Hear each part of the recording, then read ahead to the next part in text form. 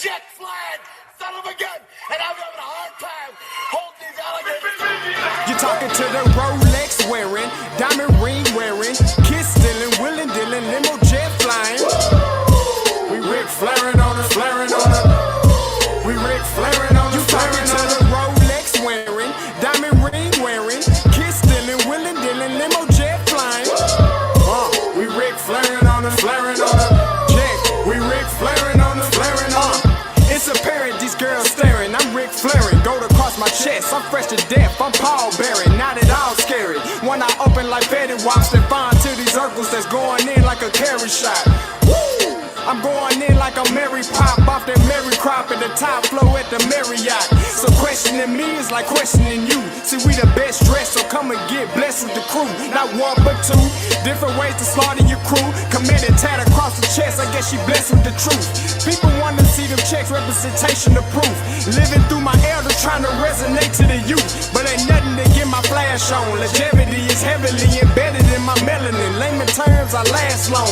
My grind repetitive, I'm smoother than real silk. Lyrical cash cow who can't cry over spilled milk. We in here. You're talking to the Rolex wearing, diamond ring wearing, kiss stealing, willing dealing, limo jet flying. We Rick flaring on us, flaring on us. We Rick flaring on us. You talking to the Rolex wearing, diamond ring wearing, kiss stealing, willing dealing, limo jet flying. We Rick flaring on us, flaring on us. We Rick flaring on us, flaring on us. This ain't no normal situation, this preparation with greatness. Industry full of fakeness, it's really up for the taking. See, life is what happened to you, more so how you take it. Don't get stripped of your knowledge and mentally leave you naked. I like to live otherwise. I'm sorry that I'm fresh to death. I put the polo and apologize. See, black son, we ain't nothing like the mother guys. Quit to socialize, we organize, then we mobilize. Off the deep end like a scuba diver. And no confusion, just keep it pushing like Uber drivers. Woo! Business fresh just like a supervisor in a Gucci visor. Can't find a smoother rhymer. You're talking to the Rolex wearing, diamond ring wearing, kiss stealing, willing dealing, limo jet flying. We Rick flaring on us, flaring on us. We Rick flaring on us. You talking to the Rolex wearing, diamond ring wearing, kiss stealing, willing dealing, limo jet flying.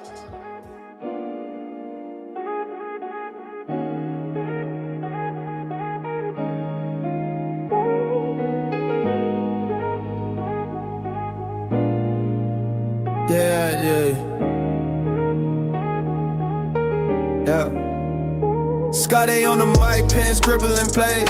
Zio in the zone, calling highlights and waves. Saturday night, late vibes, we staying awake. HBCU legends, every move they make. Brick during dreams, under lights they gleam. Crowd roars electric, you can feel the beam. Pass clashing, 808 stomping, watching bands hitting, stadium jumping. Late Readz, catch the plays, don't sleep. Breaking down the games and all assists deep. Late Readz, where the culture meets the beat. Every highlight, every heart, every feed. Late Readz, catch the plays, don't sleep. Breaking down the games and all assists deep. Late Readz, where the culture meets the beat. Every highlight, every heart, every feed. Drum major stepping, the rhythm don't miss. Halftime show, crowd moving like this. Zio got the stats, Scotty got the flow. Dropping gems and heat like a trap maestro. Running backs dashing, quarterbacks flashing. HBCU pride, the passion everlasting. Shimmering keys, late night haze. Gator shrimp pass, drift through the maze. Games on the screen, stories untold. Legends in the making, the future unfolds.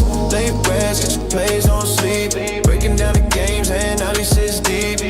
Late Readz, where the culture meets the beat. Every highlight, every heart, every feed. Late Readz, get your plays, don't sleep. Breaking down the games and all this is deep.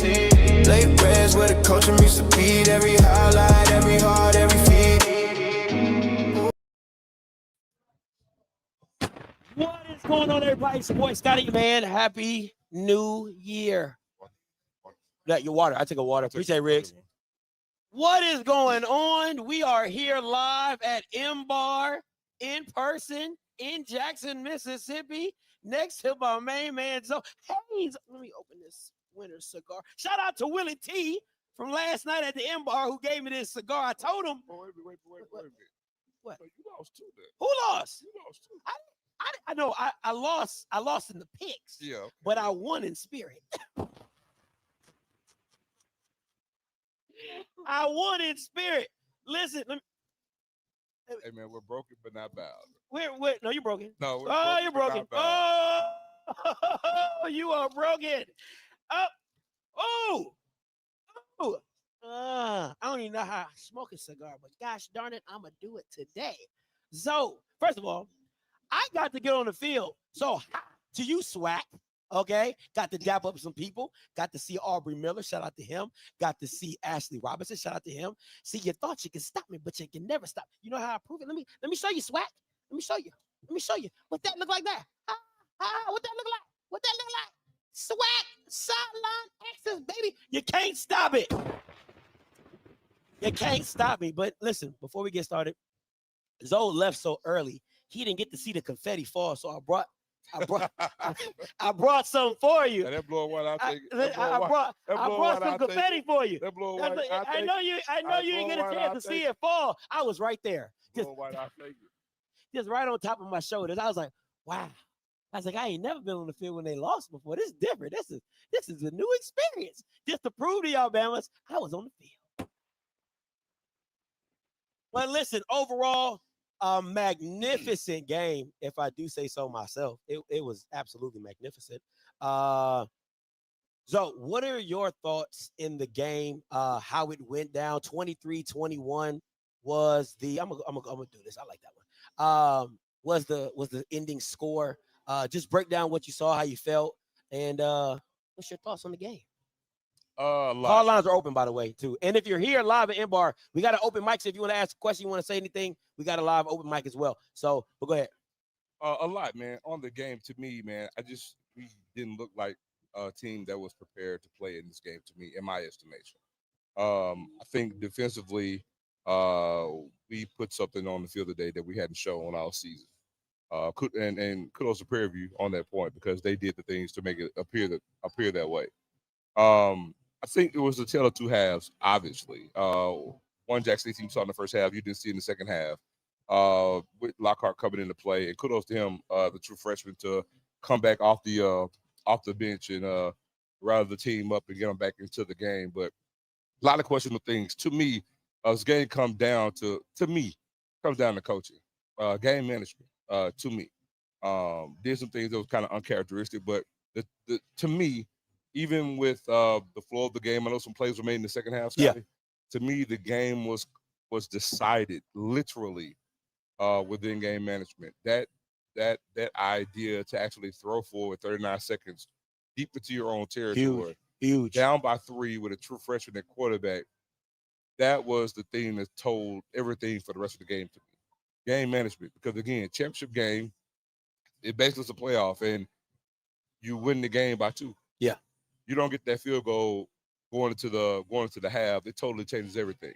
And again, just because in HBCU ball, just because you're trailing by a score doesn't mean we got to score a touchdown this play. Yeah, and that seems to be the mentality a lot of the times. And man, all we needed to literally was to say, hey, let's go ahead and kneel. You know what I'm saying? Prairie gets the ball back to start the second half. Literally just sit there and say, man, look, take a knee, go down by 3, regroup.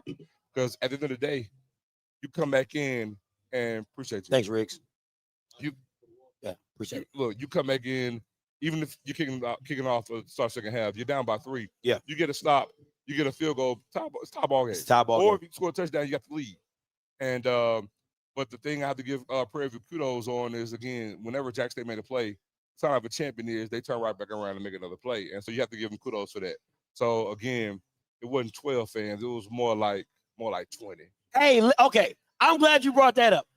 Shout out to the 12 fans. But hold on, I want to say this before you get started. I do want to say this. Now, kudos for Prairie for coming like they did. They still, like I told you we'll get about one section in. They did do it. The section in the band. The section in the band and that. Yeah. You're right. But I want to give them kudos, because the one thing I gotta give them credit for is that from the onset of the kickoff to the end of the game, their fan base was engaged. It was lit.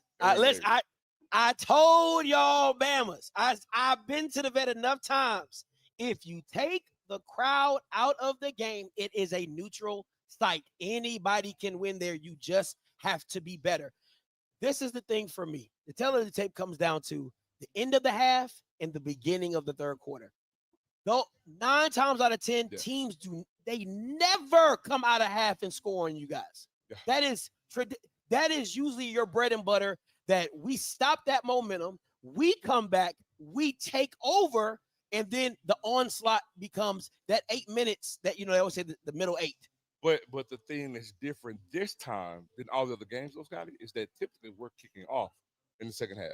That was the major difference. They received the ball, and then proceeded to go down in those first, and then score, and then get that score. Yeah, which again, you guys have a good way of stopping teams. Let's give kudos. I said this during the week. I said, if Tremaine Jackson win this game, it's because he outcoaches TC. What's up? Sell him low. They sell him low. Is that better, you guys? Can y'all hear me now? Is that better? You should be. What mic is that over there? 2. I think that's 2. Yeah, yeah, you should be good. Okay. Sorry about that. So, ahead, bro. Yeah. So my thing is, I'll turn you up. But my thing is that I said that Tremaine Jackson would be the guy that he outcoaches TC, right? And he outcoached him. For what? Again, I think, and nobody's gonna. I think Jackson State's the more talented team, flat out. I really believe that. But how they play within themselves, and as you said when we come here, probably the sloppiest game Prairie View has played all year with the turnovers, right? And the Cam Peters that we saw today was not the Cam Peters we saw at Alabama State. He managed the game really well. A lot of QB powers. You told me that last night. You expected to see a lot of QB powers. So just to give credit, because we talked yesterday, I specifically said you're going to see a lot of things mirrored in this game that you saw against Alabama State. And I said the one thing that Jackson is going to have to guard against that they're going to do, and you're going to see a lot of it, I said you're going to see a lot of quarterback runs. And the thing is, that's going to dictate how well we win or lose. I said, if you contain and stop the quarterback runs, that'll be everything else, because everything else, even in his shoulders head today, because look at what their running backs did today. The production wasn't good on the running game for their running backs. Yeah. They had 2 huge plays, big plays on 2 big passing plays. But again, they made some good timely plays on third down, because the name of the game for Prairie View on offense, the whole entire game was third down conversions. That was the main thing for them on offense. But again, they had 2 huge passing plays on third down, by the way, both of them. Yeah. And but outside of that, their running game, everything fell in line for Jackson State to win this game. But again, Cam Peters was the difference. Quarterback runs and big plays on third down. Absolutely. And guys stepping up in big moments to make those catches, to make those runs. The one thing I loved about Tremaine Jackson is he put the game, he was not going to lose the game for them yet. Now, let me say this. I know the penalties were equal. I felt like the referees in the reviewing system did not go in the favor of Prairie View. That really bothered me, because you guys got the first down. They had a first down. They reviewed it, took the first down back, right? You had the incomplete pass. That was a fumble. They reviewed that. The catch that Shamar Savage supposedly made, there was no review to that. Which catch? The one on the sideline, the big play on the sideline on the 1-yard line. You guys got down to the 1-yard line. Okay. There was no review on that.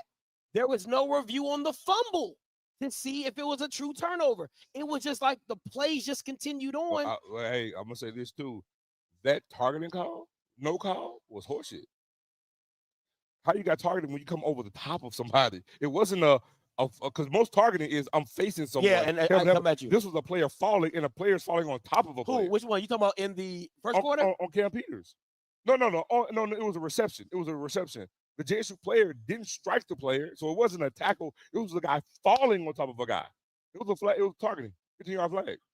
That should have been targeted. I don't know about that one. Yeah. But all I'm saying is the review system was not in favor of Prairie View, and I didn't like that by any means. But just getting back to the game, I can't stress enough how important it was for Prairie View's team to control the first quarter the way they did, as well as put points on the board. Because to me, if you let Jackson State get in the game, because that whole first half, y'all was not in the game. I mean, your crowd, I could throw a pin over there and hear it drop. Listen, the first half, and that's what I meant earlier when I said it was a tale of 2 halves, because like we mentioned earlier, the first half, it was like it was a different Jackson State. And I'm not saying any of this to take anything away from Prairie View, because Prairie View did what they need to do from a defensive standpoint and offensive standpoint. So it's not taking anything away from them. But it was like what Jackson State ran, like what they actually called and what they actually did. It was like it was a different Jackson State team. Mm-hmm. What we like to do on offense, again, we know we want to run the ball. And also, knowing that we pretty much only had 2 running backs, Davenport, didn't play, you look at the runs that were called, the way we utilized Miller. We were doing more things off tackle, in between the guard and the tackle, and outside the tackle on all the runs with Miller, as opposed to Travis Terrell coming in. He's getting everything between the center and the guard, and in between the more things in the A and B guy, basically. You know what I'm saying? As opposed to switching that. And I keeping still Terrell on the outside and running Ahmad up the middle. I haven't checked the stats, but I still believe, even now, I think Travis Terrell may have gotten more carries in this game than Miller, which to me goes against it, because again, if Davenport is not playing, then that guarantees me Ahmad Miller should be getting a minimum of 30 carries, because again, this is essentially a 1-game playoff. Yeah. And go ahead. No, I'm about to bring up the stats real quick. Let me see here. Window, Chrome.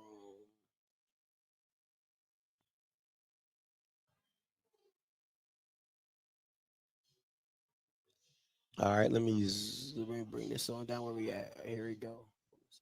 Because I'm almost certain that Ahmad didn't get 20 carries in this game. And in this type of game, especially with it being a good portion. Ahmad, 13. God, dog. Shout out to Prairie View with this defense. Let's go through this. Travis Terrell, 9 carries, 34 yards, 3.8 yards average. Jacobian Morgan, 2 carries, 28 yards. He had the touchdown run. Ahmad Miller, 13 carries, 27 yards, 2.1 yards a carry. Kobe Paul, Jared Lockhart. Total 27 carries, 84 yards. I know we gave a lot of critiques on Prairie View's defense, but today it showed up. It really showed up. It did. And I'll say this. That right there tells you, from an offensive standpoint, there's your ball game on Jackson State side. That's a tell of a major tape, because at the end of the day, Scotty, it was never to the point where it was a 3-score ball game. Even when it became a 2-possession ball game, we're talking about 10 points. We're literally talking about a touchdown and a field goal. And for a great duration of time, it was a 3-point game, swing to a 10-point game. Yeah. There was no need to get away from the run. But again, it's the types of runs, and you get away from it. And that's what I mean. It's almost like a lot of times you go down by 7 and you panic. We got to score a touchdown here. No, you don't. Again, if you can sustain some drives, get field goals, and I've been saying this all year, there's no shame. Well, I tell you all the time, taking 3. There's no shame in taking 3 points, playing damn good defense, get the ball again, and get another damn 3 points. Because again, 3 points is the tell of the tape in this game. Yeah, we don't make the bonehead decision, and then in the first half. Again, the second half, we know plays will be different, but I'm saying all things stand true, because that's the barometer. That field goal isn't made. It's a 21-20 game right now. But also, there are other possessions in the second half, because we had the ball, I want to say, 2 other times after Prairie View got their last touchdown. Mm-hmm. My thing is, guess what? You got possession. Man, go do what you can to just call plays with the idea of saying we're literally calling plays to get a field goal. But everybody's like, no, I want a touchdown. Yeah, we want a touchdown. Yeah. But sometimes you have to call things in mind like, hey, we need to get a field goal. We need to get that last possession, getting out the end zone, because to me, and I'm gonna go ahead and say it now, because I know I get the theory, right? Hey, we're down pin deep. We took this unnecessary 3rd and 7. We throw a 40-yard bomb. I understand we got 2 completions earlier, but it's where we were on the field. Yeah. On that 3rd down call, you say, guess what? I'm making this call knowing that I got 2 plays in mind to get a first down. You need 7 yards. That play call should not have happened. But also, I understand the theory of, let me go ahead and punt. But the thing is, game management. You're asking your defense to do something that you haven't done all game, and that is to get a 3 and out. And I think that's the tell of the tape for Tremaine Jackson, trusting Cam Peters and this offense to methodically, when I say methodically move down the field, I'm talking about 2 yards, 3 yards. Am I being a homer right now? No, I think you're just being a realist. Okay, because somebody said I'm being a homer. No, right I think it goes back to Prairie View and Tremaine Jackson trusting his team. Again, 2 yards, 3 yards, 3 yards, 4 yards. This looked like 3 yards in a cloud of dust, right? And we'll take it, and we'll make the plays on 3rd down to convert. The passes to number 11, the QB draw to win the game was crazy. You said you saw that coming. I definitely did not see that coming. A QB draw to go have it to go. I like the call because Cam Peters got you there, and Cam Peters almost gave the game away. Want to be very clear. He makes that touchdown, the game's over. I look at it differently, right? I agree with you, but I use different verbiage in that. It's not so much I'm gonna win with Cam Peters, I'm gonna lose with Cam Peters. I'm gonna go straight football. When you look at if somebody did a deep dive on all the actual quarterback run, like the quarterback called runs on those runs, I want somebody to pull the stats and the yardage and then yards after contact. We may have stopped it literally.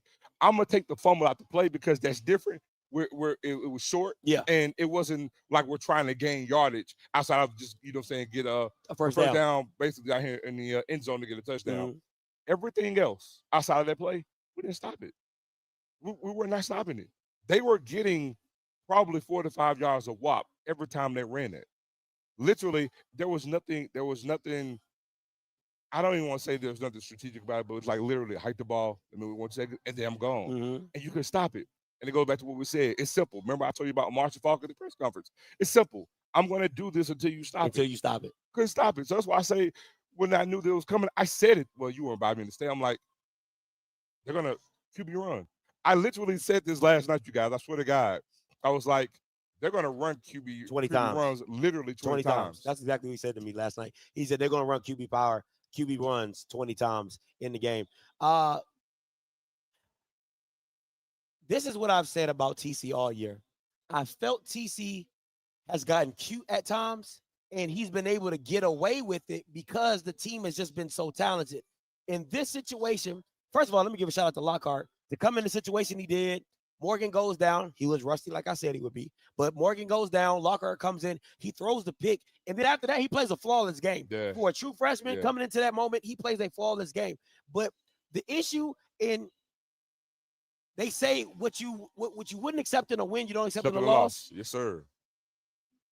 We have seen this time and time again when TC wants to get cute, a FAMU game, right? He comes in the first half and he throws the ball like 12 to 15 times. You're like, for what? Just run the ball. I don't think that I like Lockhart, what he did in the second half, throwing the big play, but I don't even feel you really needed that. I just think if you match yards with yards, and what I mean by that is 3 yards here, I agree. 4 yards here. But you're saying the same thing. You're saying the same thing I'm saying because again, the biggest score was a 10. No, it was a 9-point lead. Yeah, it was so the biggest it was a 9-point lead. Scotty, we get a touchdown, or even if you go for 2, it's still 1 point game, 1 possession game. Yeah. A field goal can win it for you. Yeah, but it's like again when you're trailing by a touchdown. We call plays as if like we got to score on 1 play or we got to score on this possession. Yeah. And it's like because the first half, to your point, we didn't get we got our first down on the last play of the first quarter. Yeah. Last play of the first quarter, but you don't get past 50 until about 11 minutes to go. No, about 12 minutes to go in the second quarter. So the thing is field position because it's still a 1-score game. Yeah. Field position, and that's what Prairie was winning in the first quarter. They were in the first half. Position? Yeah. They definitely were punting the ball, making the smart play. And I think the play of the game, I was in the stands. It was 4th and 5. They end up punting it. Yes. It was 3rd and 20. They get it. They do a halfback draw. It was 3rd and 20. Yep. They do the halfback draw. I mean the halfbacks, and they punt it back. 39 seconds left. You get Jacoby Morgan gets the ball from the 18-yard line. The 18-yard line. You run it on first down. I gotta say this. You run it on first down. We pick up like 2 yards. You don't let the clock run out. It's second down. And we drop back to pass the ball. Now let me ask you this: is it because of the Southern game, to where you got the big play against Southern, and you made that run at the end of the half? Did he think he could do that again? I'm not gonna say yes because look at the pass that was thrown. It was like a flat route. It was flat. In the flat. So it's 39 seconds left. You're not scoring off of that. 39 seconds left. Because think about it. To your question, what type of play was it against Southern? It was a deep pass way down the field. At least you're acting like you're trying to score. But even then, that still was like on the 35-yard line. We're on the 18, bro. But usually what happens in those situations is You run the ball first. Hopefully you get a big play, and then you get on a rhythm, and then you go from there. There was no big play. Tremaine, the PV defense stops you on the first play, probably pick up 2 yards. You come back, you throw the flat, drop the DN drops out right to his hands, turns the game field goal. But here's the thing. Again, I say this all the time. We got to learn flow of the game. Flow of the game. You barely got on the other side of the field until late in the second quarter. So guess what? Man, you know what? It's a tale of two halves. They got this first quarter. Let's go in and regroup. We're down by 3. We're kicking the ball off. Recharge. Do what we need to do. I got a freshman in here. So, and yes, Lockhart threw some great passes in the second half, but again, he's still a true freshman. I got to play to that. I got to make calls to that. No matter how good he is, he's still a freshman. And again, to me, it was almost like a freshman call, but it's not on Lockhart. It's on TC. It's not on Lockhart. I mean, yeah, you could probably say Lockhart should make that throw, but that play should not have been called. Run the ball, take a damn knee. Look, it should have been a victory formation. Take a knee, get up out of here. Cam Peters plays an absolutely standing game. 294 yards on the ground, passing touchdown. Man, just go and get 300 yards. Yeah, 300 yards. 300 yards passing, 17-28. 24 carries, 100 yards, 4 yards in average. I mean, it's his game. It is a Cam Peters show. I never knew that Cam Peters was going to be able to run the way that he ran. The way that Tremaine Jackson set it up with the QB powers, I didn't see that coming. I really didn't. I'm so serious because I usually would see that from Carter. That was his game with Carter, and I'm telling you, PV fans were tired of seeing dog. I can't tell you, they got tired of seeing QB. They was like, God damn it, we running this QB power again. God damn it, we running this QB power again. I mean, that's all I heard. But then it's 3rd and 6, it's 3rd and 5, and then it's number 11, it's number 10. It's a screenplay. Oh my God, I ain't never seen a screenplay get called against you guys. Beeman takes it, picks up 15. It was always one play on them 3rd down conversions that really took PV and kept those drives alive. And how they milk the clock from their own 4 to the 1 yard line, but they end up fumbling. Mm-hmm. That's the game right there. That's over 8 minutes in time of possessions in the 4th quarter. Last point, and I'm gonna go to some callers. Well, I'll go say, and see, that's why I get it. Football 101. I get it. You're pinned deep in your territory. It's a shade over 2 minutes left to go in the game. Well, just under 3 minutes left to go in the game. It's 3rd and 7. You don't get the 3rd down conversion. You punt the ball. In this game, you do not punt that ball. I get it, but you're asking your defense, to your point, they just was on the field almost 9 minutes and could not get a stop. I'm going to turn right around, and guess what? They got into 3rd and 8 after we punt the ball to them. It's 3rd and 8, and what happened? They QB draw, and you get a 1st down. And that's my point. My thing is, when you get that ball after that fumble, you call plays knowing that, hey, I'm on the 3-yard line. Don't do a simple handoff. Man, call run plays in whatever the case may be. Your mindset is, I got 4 plays to get a 1st down, period. At that point, if I get to the 20, now I can possibly take a shot. Now we're going to do some other things. But, man, I'm not putting the ball over the PV no matter where I am because I'm not going to get the goddamn ball back. And guess what? They punted the ball, Scotty. What? Did they get the ball back? They get the ball back. Get the ball back. All right, let's get some of these callers. 2875 coming to you. What's your name? Where you calling from? Yeah, I can hear you.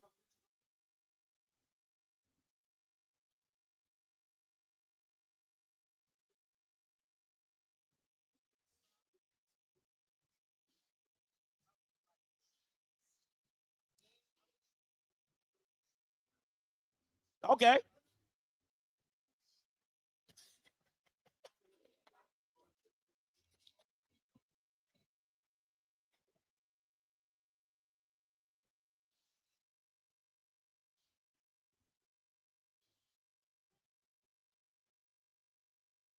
Hold on. They said they can't hear you. Hold on. Let me try to I'm gonna try to redo this and see if we can get if not, I'm gonna put the link in the chat. Appreciate it. Hold on. Let me shut this down and try it again.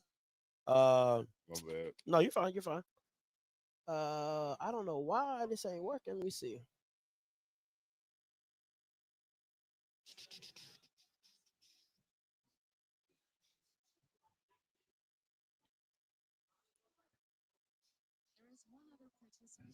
Let me know.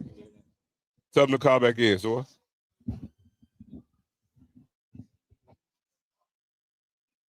Let's see. All right, let me leave this man. All right, so what I'm gonna do, guys?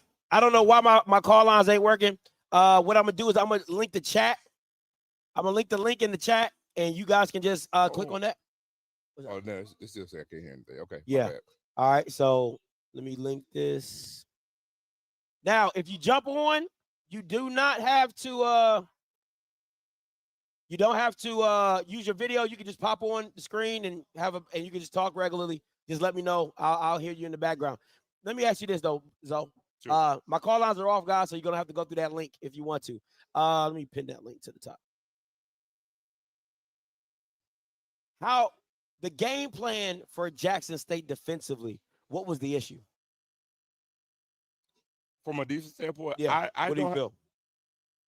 I don't put it on the coach staff. Okay. I looking at the game, replaying it back over, man. Missed tackles,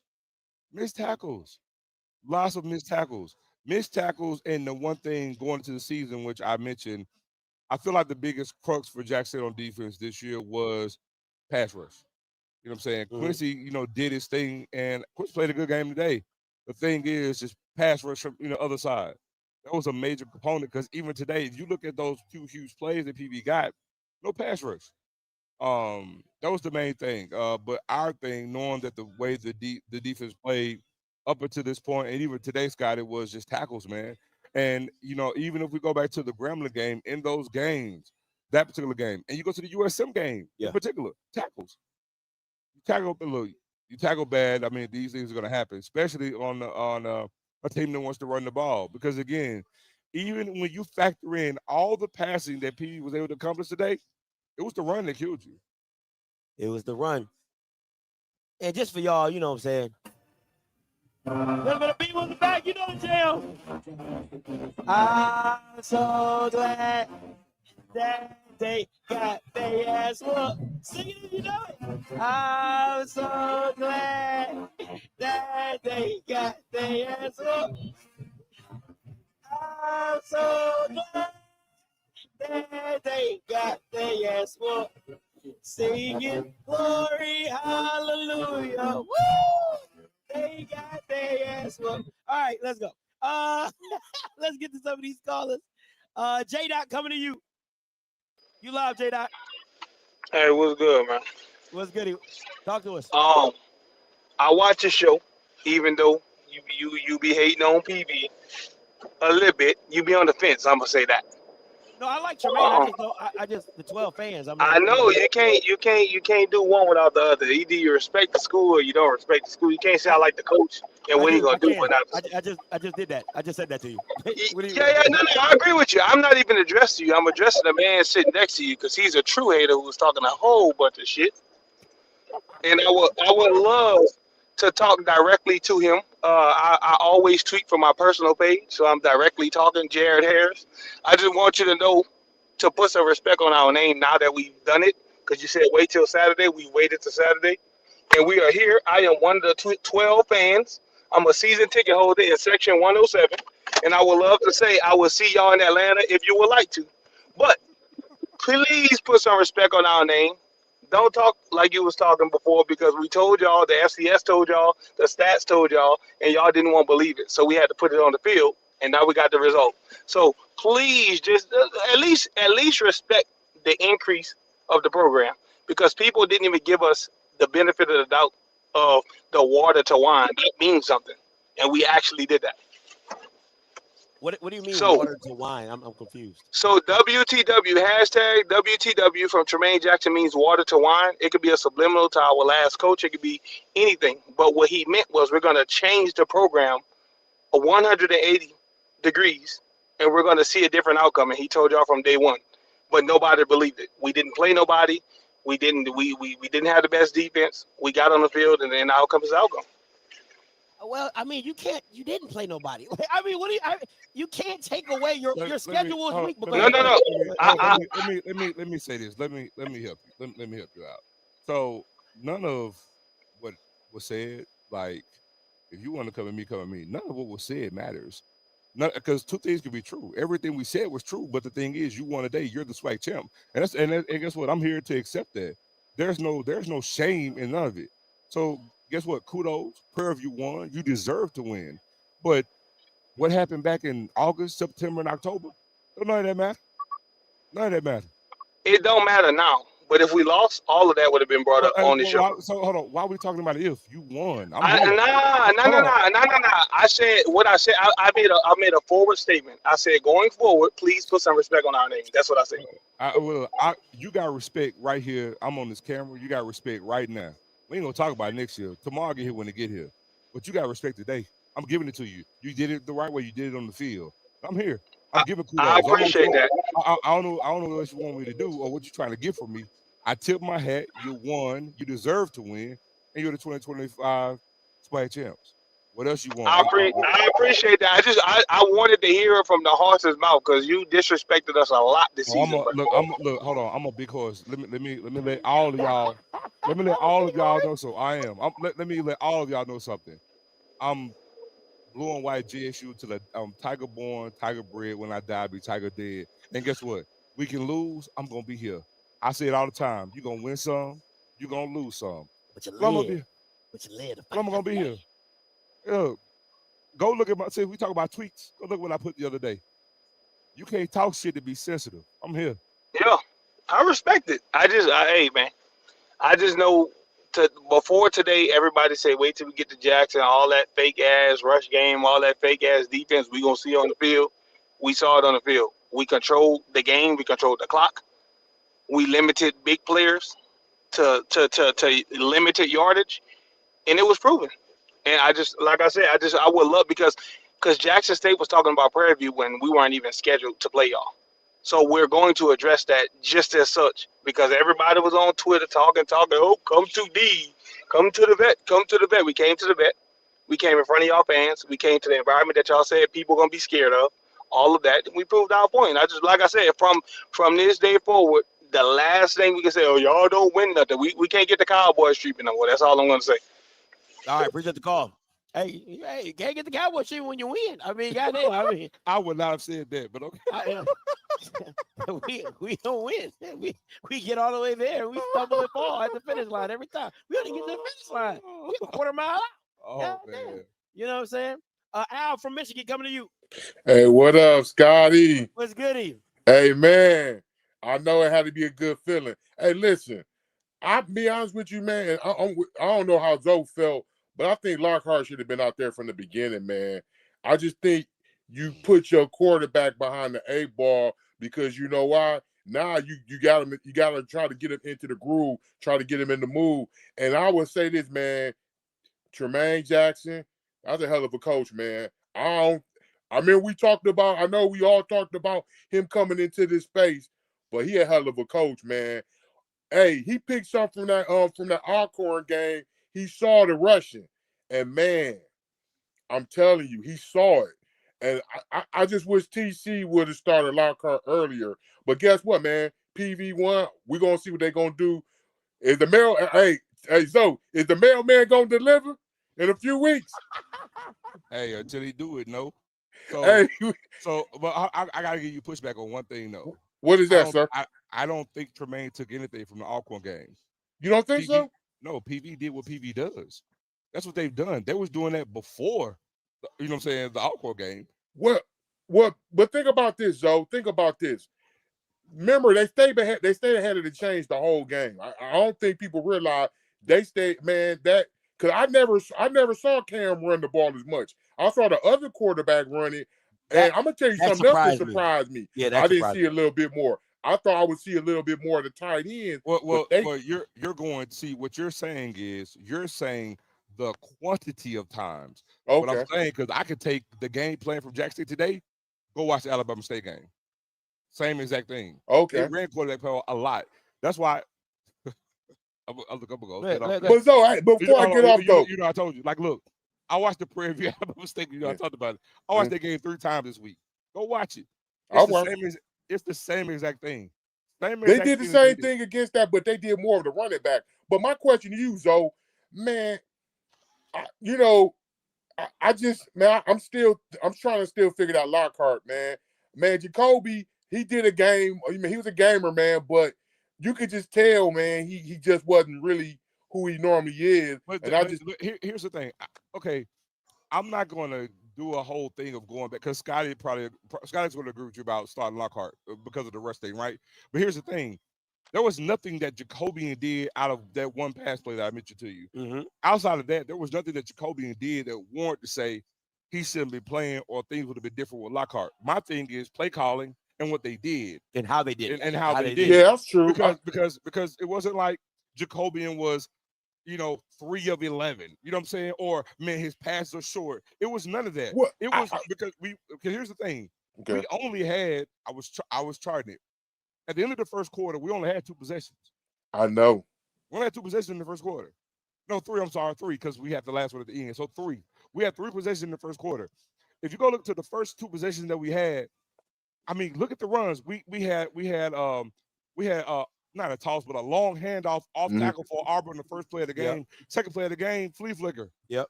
Third play of the game, nothing. Put the ball off real freaking quick. You get the next possession, it was much of the same thing. Just take away the flea flicker. So it wasn't a thing where, oh, man, they should have played Jacobian because he's rusty. It was none of that. It was what we called and what happened. Okay. Really. But I got one thing else before I get off. Man, listen, I don't think people are from that defensive scheme that Prairie View ran is something different, man. And I really think that brought into it was different for Jackson. Jackson hadn't quite seen it. That's why I said, man, he basically made it like almost Tremaine basically put y'all like in a phone booth, man. He wanted to keep it close. He wanted to keep it physical in between the trenches, trying to really control that clock. And as y'all stated before, that fourth quarter, that drive started around the 10-yard line, and they took it all the way down. 8 minutes. Crazy. Man, think about it. Y'all know how football is in college now. It's about keep away. How long can you keep the ball away? And I would say this, man, he coached his thing, but I wanted, before I get off, Zoe, what you think, man, South Carolina State, what's going to be different about them this time going to the Celebration Bowl? What you think they're going to bring in? Because I think that quarterback they got now is a lot better than Phoenix. What you think about that? I think South Carolina State's it's going to be strength on strength. South Carolina State's passing offense against PV pass defense. That's going to be the thing with this game because if Prairie View shows up the way they did today and they're able to contain the run and South Carolina State being able to stick with it like they did when you talk about the Delaware State game because they stayed with it. They were getting 2 or 3 yards a pop, but then fourth quarter they paid dividends and it skewed the running numbers because they had those 2 huge runs late in the fourth quarter. I think because we know South Carolina State's they're going to want to throw the ball. Yeah. Their quarterback is good. They got some good receivers. But Prairie View's their best thing on defense is their pass defense. So I think that's going to be the tell of the tape in that game. Well, man, thanks a lot, man. Hey, Zoe, man. Hey, man, next year, man, I'm with you, man. Man, ain't nobody want to hear all that, man. Oh, that year, man. I'm with you, man. Take this L. Take this L. It today. Oh, I'm with you, man. Tomorrow, man. Next year, man. Y'all just remember that Scotty's on one of his picks today. I want to be honest. I was never going to say this on the channel. But my wife, baby, if you're listening, please. She watching. She watching. She come in already. I said to her, and I told my boy Diallo in the car. I told him in the car, I said, I don't feel good about this game. I said, it gives me South Carolina State vibes. And I'm feeling that they can lose this game. I said that. I wasn't going to pick them on the platform. I ain't going to lie to you. I wasn't going to do that. I ain't crazy. But I told my wife before I left, I said, they going to lose. I said, they going to lose. But it is what it is. Coach Cole. You're muted. You muted, Coach Cole. Oh, you're Lord. muted. I didn't hear it. Coach Cole, you're muted. You too busy trying to talk, man. No, can't hear you.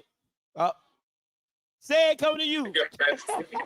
Oh my goodness. I just came to stop in. I'm fresh from JSU. Just stopping there real quick. Hold on, let me get my camera right. Oh yeah. What up, Zoe? You know what I'm saying? What's happening? Shout out to Zoe. You know, the worst PV defense. PV not the #1 defense in the SWAC. I think JSU saw a taste of that today. Well, I don't want to even talk about X's and O's. I know y'all gonna talk about that today. I just wanted to come on and the intangibles. PV Nation was an intangible. It was mighty quiet. That first half, JSU was quiet. And I've been to a lot of JSU games. The fans were not excited. The band was not excited. PV Nation, I thought, really just shocked the stadium. We got the stadium turned up. It was a lot going on, but it was a lot of intangibles that I think that, you can't really categorize or chart. And I think that this was a good game for PV, a good game for the world to see who we really and truly are and not listen to a lot of the naysayers, the 12 fans, also the people who say we don't have, people that say we don't have a contingency, we don't have a defense, we don't have an offense, and we were going to get beat by 40 and all these wild, exotic things. But shout out to JSU. They put up a good fight. I'm happy. I'm excited. Um, I look forward to hearing all of the excuses from JSU and Zoe as I ride on this ride bus with people back to PV. I And haven't given an excuse yet. we gonna hear them though. We gonna No, hear you're them. not. No, you're not. There are no excuses to give. See the problem. Let me tell you, y'all are really not good at this. Let me help y'all out, dog. So when it comes to it, like when you can admit defeat, there are no excuses to give. Have I given an excuse yet? We lost the game. I tipped my hat to you, and you won the game. We get to the X and O's and talk about why we lost. We get to things to talk about why you won. Don't give no excuse. Okay, I look forward lost. to that. We good for. I'm happy to hear that, Zoe. Now let me say this. And I'm Now you happy. can't. I'm gonna say this. Go ahead. Now what you may get on social media is a whole different thing. But I'm right here for the camera, and I ain't gave an excuse yet. Well, look, I'm just happy to see that smile wiped off J State fans to walk through y'all tailgate and see all of those sad faces. Hold on, look in the camera. It ain't going nowhere. No, that's a forced. That's a forced smile. I am happy. No, it ain't. That is a Scotty, forced smile. Scotty, I see the misery in your face. Oh, I no, can sir. feel the misery in your spirit. Scotty, now hold on. I want you to keep it a buck now. Have you seen me upset? Have you seen me upset this evening? We've been talking about this whole game. You were upset when I first got back to the tailgate. You were just upset about what you talked about with the play calling and stuff like that. And after that, it was pretty much a wrap. Play calling. Y'all had a ref. Y'all had extra coaching staff through the reffing. I don't even want to get on that, man. That reffing, the SWAC refs was horrible. You talking like you lost the game. I ain't said nothing about refereeing. Penalties were equal. The penalties were equal. Now, how you winning? Hold on. How you win a game? Win a championship? Dog, penalties are equal. Listen, I'm gonna tell you that review system needs to be worked out. That's all I'm gonna say. I was frustrated. I'm like, God damn. Hold on. We really want to do this because I can sit here, even though we lost, to talk about a boatload of holes that we didn't get now. Yeah. Come on, man. All I'm talking about is hold on. Before anybody puts anything, I never once, since I've been here, say anything about officiating. Yeah, you shouldn't because they were on your side. That's why you can't say nothing about the refs. They weren't on my side. Hold on. The flags, the penalties. That fumble, y'all have major. You talking about holding? I'm talking about major turnovers that actually went in y'all favor that weren't. That fumble. Hold on, you want to tell me holding on third and short that can maintain drives is not big? I'm not saying it's not big, but I'm saying the refs. I'm making a comparison. I'm not making a statement of comparison. I'm not saying it doesn't matter, but what I am saying is in comparison. That's okay. We had the refs. Y'all had the refs in y'all pocket. That fumble that we recovered, they said y'all got it back. The touchdown Cam had on the one. We have a winner talking about penalties or nothing. It was atrocious. The refs atrocious. I'm just talking about the review system. I think it needs to be looked into. That's all I'm gonna say. Last thing, Seth, before I let you go. No, thank you, Scotty, for having me on. No, I appreciate you. Thanks for coming on in the section, sitting in the section. PB set it out, and we'll see y'all in Atlanta, man. Shout out to Zoe. That'll be my new avatar. I know they got an avatar with Scotty with a PV shirt on, but I'll let you know. I wasn't gonna say nothing, but my new avatar is gonna be that picture of Zoe with that cheesy smile on his face. That's gonna be my avatar at least for the next year. Have at it. All right, peace, y'all. Hey, listen, I can't lie. That PV section was lit. That It one was. section, It dog. was. Listen, I gotta give PV people credit. I have crunk. to give PD kudos. Like I said, forgive me, PV kudos, because again, they were engaged from kickoff until the end of the game. They really were. They really were. And they do this thing like don't get punked up. I was like, it was a vibe. I ain't gonna lie to you. It was a whole vibe, and I keep trying to tell Bamas at the end of the day, them Bamas across the way was quiet as a mouse. Hey, Caller, you live. Liddell, you live.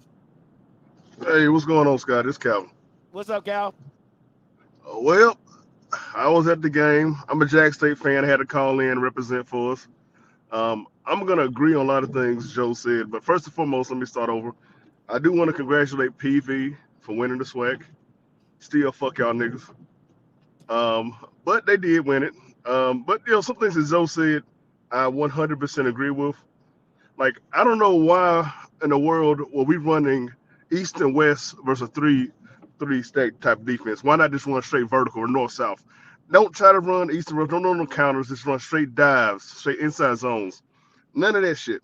Not Southern. I don't know why the hell. I go Southern on them. Well, shit. If it's 3-3-5, the offensive line we got, why not? I would come out there for damn fullback. I would have just blasted their ass because they were undersized. But we're gonna try to outspeed them. They got speed on the feet. I gotta stop you on that. They were not undersized.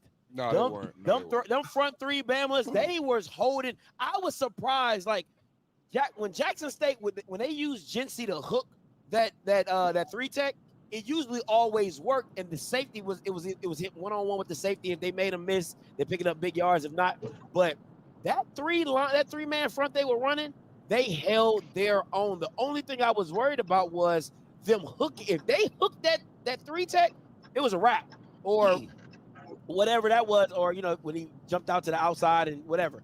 But that was the issue. But them big three up front, no, they legit. They're legit. They legit. They legit. Yeah. Go ahead. I couldn't. Well, man, I like to sit up top. I like to have like that press box type view. So maybe they look undersized to me, but I wear glasses. And I'm on my way to the liquor store because I need some liquor. One other thing though, I know. Did TC do a post-game press conference? I want him to explain his rationale for throwing the ball at the end of the first half on 2nd and 8. I was like, whoa, they're really throwing the ball? Did anybody see that? I don't know if he's done. I mean, I'm assuming he will do one, but I haven't heard anything about it just now. And I think that was, of course, a big factor. Also, those 3rd and longs, and some reason we decided to play man free, and of course they get behind our corners, and Peters made a good pass, but why would you put on 3rd and long? Why would you put your defense in a precarious situation by running 0 or man free and just play a solid cover 3, cover 4? No, like y'all gotta understand, man. In the SWAC, quarterbacks have to beat you to be a great team. Listen, it's the same thing with Lockhart. Lockhart was throwing some dots. Like you can't deny it. The throw he did to Shamar Savage on that is like a mini back shoulder fade, like right behind the play. That was a dot. The throw he did to Nate Rembert in the post, a dot. The deep out. I mean, he was putting the ball on the money. Right down and seeing those. It was nasty. Like so, in the SWAC, if you don't have a dominant running attack, you need quarterbacks who can. So again. That is a hard throw. The throw Peters did going into the end zone, and he led the tight end. The last touchdown. The last touchdown and the tight end, the one they stopped. I mean, those two plays. He put that ball on the absolute money. There was no other place. It was a play call too. So what I'm saying I'm not saying. Go ahead. I'm sorry. I'm going. No, you go ahead. No, you fine, Cal. Go ahead. No, I was saying I wasn't saying those were great throws. I'm not taking that away from Peters. I was saying. I'm not going to put my defensive back in that position to be one-on-one. Well, some of those throws. Well, actually, Calvin, I got to tell you, on that long drive that PV had on 3rd down, go back and watch. Jackson went in the zone quite a few times. And Cam hit the open man on 3rd down.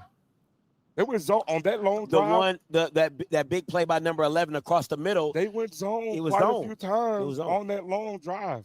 They did. I need to watch the game again. After I cool down. Last thing I'm gonna say. I'm telling you, Quinn, look, listen, Quinn. I believe you. I'm gonna watch the game again. Quinn actually did switch it up during that drive, man. But the Prairie was just dialing it up. I'm gonna say this about Jack State. Then I'll get off of here. Two things. I think we are who we've been from the beginning of the season to the end of the season. And it kind of showed up today. And last thing I do want to hear is, I do like Lockhart, and I like him coming back. What are your thoughts on that next year? I'm going on next year because he ain't got shit to play for. Say that again. You say what? You ain't got nothing else to play for? Say that again. Hey, listen, but I'm still, hey, Zoe, I'm Tiger Bread, Tiger Boy. I'm going to be Jack State all day, every day. Don't care. You said something before that, though. You said you ain't got nothing else to play for this year? Not right now, no. Oh, no, Hey, I had to represent the Jackson people. They said they don't call in. I had to call in for us. Yep, do that. Yep, basketball season. So I'll say this. The one thing you could take from this game, while you're licking your wounds from losing this championship game, is the fact that instead of having a redshirt year, you got a true freshman that play in a championship game. And play damn good. To play meaningful snaps. Play damn good. And now we talk about turnover within the SWAC of having all these new quarterbacks, and now going to which would be a sophomore year with plenty of game reps. He's 5-1 as a starter. You take that in going into the spring season, get ready for what you're going to do, because again, now you're talking about opening up an offense even more, get more acclimated, working on your skill set, give more toys that fit skill set, and then you now feel good going into the second season, not having to figure out or learn or find out who your quarterback is going to be. So that's what you can take from it. Coach Cole, coming to you this smash. Man, can you hear me, man? Zoe don't unplug the damn stream, y'all. Let me tell you, be quiet. Let me talk. Let Coach talk. Look, I'm taking your podcast predictions away. You should spend it 1 year, Scotty. You should spend it 1 year talking all that shit. Zoe, Prairie View A&M outplayed Jackson State in every way. They are the number one defense in third down. You only got 2. They're the third best defense in the country. Your total yards was up underneath 300 yards. You couldn't score. TC, just like all the other SWAC coaches, they couldn't figure out the defense, man. And how you figure it out is you need to run the quarterback. You got to get an extra blocker. When you were seeing the 3-man front, by the time he handed that ball off, Coach, you got to watch your film. It's 7 men down on top of the field. They stopped you guys in every way. And they knew this. This is the thing you hadn't mentioned, Zoe. Your special teams stink. It did. Yeah. Prairie View they kicked the ball to number 0, but Jack was knowing, saying, we don't do that. Kick the ball away from me. So every time they scored, they kicked it to the corner. Did you see that? No, they kicked it to the other guy. They didn't kick exactly. Yeah. Because they knew that number 0 could break. No, don't you talk yet. Let me finish, damn it. I'm the winning team. Damn it, don't say a word. Don't say it. Matter of fact, take your hat off. Take your hat off. Take your damn hat off. Hey, let me tell you something. You're a bad boy, Zoe. You are a bad boy. But I'm a coach. I'm a coach. I told you all week. I said, Zoe. Matter of fact, spell the Prairie right. Quit saying P-E-R-R-Y. Prairie is P-R-A-I-R-I-E, if you didn't know. And with Tremaine Jackson on the end. He's everything I said he is, and he's even more. I don't want to listen to you, man. I listen to you all week. Matter of fact, we need $100. We'll be in Atlanta. Me and Rocky, we're gonna eat at Chris Rue's Steakhouse. We're gonna be at the Embassy Suite. We're gonna be at the Embassy Suite doing our show live, and we need 100 so we get some T-bone steak. Go ahead, so. Coach, you French now. You said we. Go. Who is we? Go. What? Who is we? You said we need $100. Who is we? Well, man, HBCU coaches team, man. coach's team. What is that? Okay, so hey, I threw $50 in there too, baby. Oh my God, this dude here. So, Coach. So listen, the beautiful thing about my team is that I self-scout my team. Scotty, would you please tell Coach what did I tell you about in the return game? You actually text me during the game. You said you said 17 always goes to the wide side of the field. He never takes it. He always doesn't. It doesn't matter where he gets it. He's going to take it to the wide side of the field, and by the time he gets 10 yards, he's already ran 20 yards, so he's tired. So man, that shit don't mean nothing, man. Your punt team, your punter only averaged Coach 30. That was bad. So in the first half, it wasn't two tails of a game. In the first half, you stayed backed up. The only mistake that he made, two mistakes. When they tried to run the reverse early in the game, that was horrible. They should have just kept the ball going down the field. And then when he went for it on fourth down and it helped Jackson State flip the field. Yeah, if they would have punted, you wouldn't have scored then. I'm not disagreeing with you on that. Prairie View A&M football program dominated Jackson State today. Dominated the game. Period. 424. That means no defense. Then they held you under 300. That means no offense. And your special team, we know, is poo-poo. So it wasn't even close. They dominated the game, Coach. Coach, you say all that to say this. Jackson State doesn't drop at the pass right before the halftime. We got a whole different ball game. You might not be having this conversation. If the bus wouldn't have made it to the damn stadium, y'all would have won. Okay. Shit, come on, man. If it wasn't fifth, we all be drunk. We don't play football with ifs. We play football, and they done that. They done the same thing to you guys that they did to everybody else. You know, you guys said that Prairie View ain't played nobody. Then say that about Jackson State. Y'all ain't played nobody. I'm looking at Coach Cole, you're right. I'm looking at these stats. 10-21 on third down conversion. That's crazy. That's 50%. That's almost 50%. You want to average about 40. Total yards is pretty much 2-1. 424 total yards, 244 yards. Passing 294 to 160, rushing 130 to 84. Penalties are pretty much even. Now this is where it gets funky. They lost the turnover battle and still had 38 minutes of time of possession. That is outrageous. The tape is domination. But, Scotty, it's called domination, baby. It's called domination. And my point is this, Coach Cole. I don't like to do this but you take the turnovers away. First of all, if you give them touchdowns when they kick field goals, this game is over. If the kid catches the ball on the slant, yes, the game is.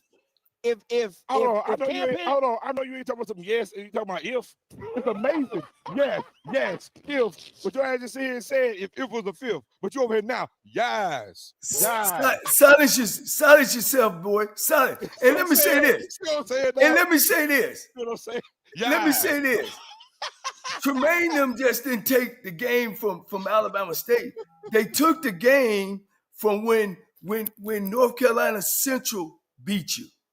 Because you put so much pressure on people, they ran the quarterback to get an extra blocker because you have no second level people because you bring and come every time.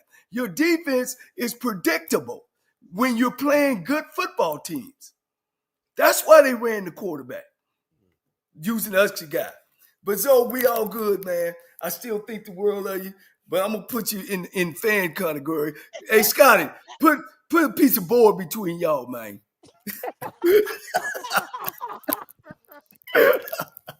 You going to Atlanta, Coach? Come on, man. We will. Matter of fact, to your crowd. We will. The HBCU Coach's Corner. He Fritz now. Will be at the NBC Suites in Buckhead at about 8 o'clock. We're going to do our show live there. Why they went here? Here? We ain't talking about you. You ain't no damn coach. Why they in there? We're gonna do our show live. I'm be in Atlanta. Atlanta. Can I get there? Hey, Scotty. What's up? And I'm gonna go. Tremaine Jackson, Muhammad Ali, the SWAC. He talked the talk and he knocked each one of them down when he said he was gonna knock him down. That's a bar. He Muhammad Ali. He sung the song in August. Except Andrew though. And coach, and he ain't even been there 360 days yet. He ain't even had a year at Prairie View yet. In his recruiting class, his recruiting class he just signed is better than the one he had. Atlanta. Gotta get there. Get there. Thank you, Scotty. Man, Scotty, you hey, look, man, I gotta give you flowers. You started this thing, man. I think, man, you got a wonderful show. I appreciate the help and assistance you gave us, man. But get this cat. This cat is not an analyst. This cat is a Jackson State phenom. Love. You know what? We good. And this cat here is just a Jackson State hater. Hey, appreciate the call, Coach. Go anytime. All right. Thank you, Coach. Hey. All right, Coach. Smash, coming to you. What up, Scotty? What's up? What's goody? Hey, Scotty, I said to myself, I'm in Baltimore right now, you know what I'm saying? And I'm like, I ain't go to the game. I said, shit kind of quiet on fucking social media. Like, shit kind of quiet. And when I seen your post, I said, nice guy, you know, they said the 12th man. I said, Scotty, the 12th fan, he over there rooting for PV. My thing is this. Listen, man. When in Rome, do as the Romans do. Okay. But at the same time, though, like, listen, you know where I came. I came to see 30,000 sad fans. And boy, they got up out of there. They got up out of there. It was such a beautiful thing. I don't know, bro. I just think that just watching, like, I'm watching the replay. I think that, like, just Jackson, bro, they weren't as enthusiastic as they normally come out. I don't know if it's just me. I was from afar, but like when Jackson normally like come out, they know they're gonna whoop your ass. It's kind of like they were second guessing it. And I got some of these vibes against Alcorn. Even though Alcorn played them hard, I don't know if it's a confidence thing, if they bung up, because I ain't gonna make no excuse for them. But it just wasn't giving a Jackson that I know. Now shouts out to them. I just want to know. I know you in Jackson, you know what I'm saying, right now. So you can't have the sights, you can't do all the antics. When that show coming, you know what I'm saying? You kind of quiet over there, Scott. I thought I was gonna get. I don't have any props. You know what I'm saying? It's just me being in Jackson is enough. And, you know what I'm saying? Trust me, it is. Just look at dog. People just see me coming and just be like, damn. But nah, man. But I mean, good job to both teams, man. It was a hell of a football game. I mean, even though I know PV dominated, shout out to both teams. So I like the way you deflect these comments. You know what I'm saying? So if you sitting over there, a full-time champion, you need to be studied. You know what I'm saying? So that they can't drive you. You know what I'm saying? It need to be studied how you deflecting this. So hey, there's nothing to deflect. You lost.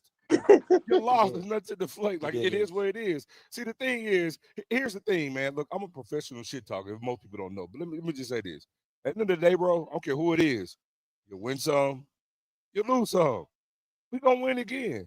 Trust and believe, we didn't get with Jack State for a reason. But shit, guess what? Ain't nobody batting 1,000. You're going to win some, you're going to lose some. Hey, Scotty can look out things all you want to, but you can stop me when I start lying. So it's real. And guess what? If you can't take it, if you're going to talk shit when you win, you got to get humbled and deal with it when you lose. Hey, so, listen, man. I'm here.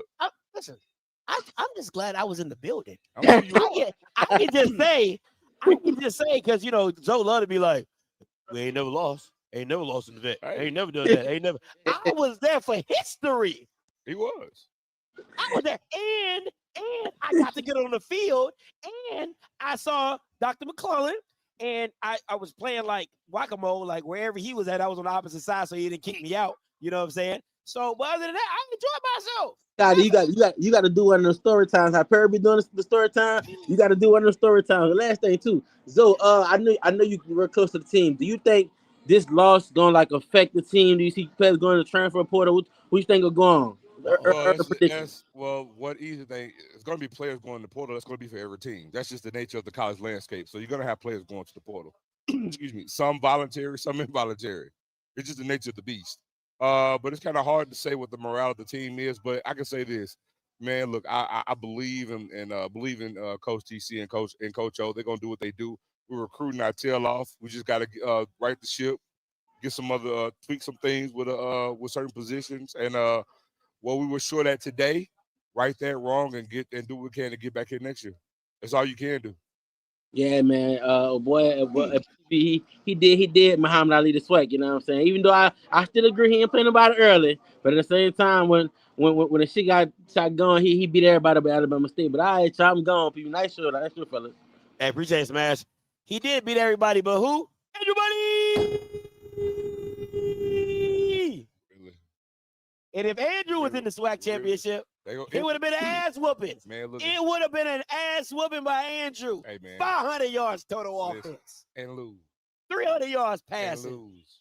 Shoot. And lose.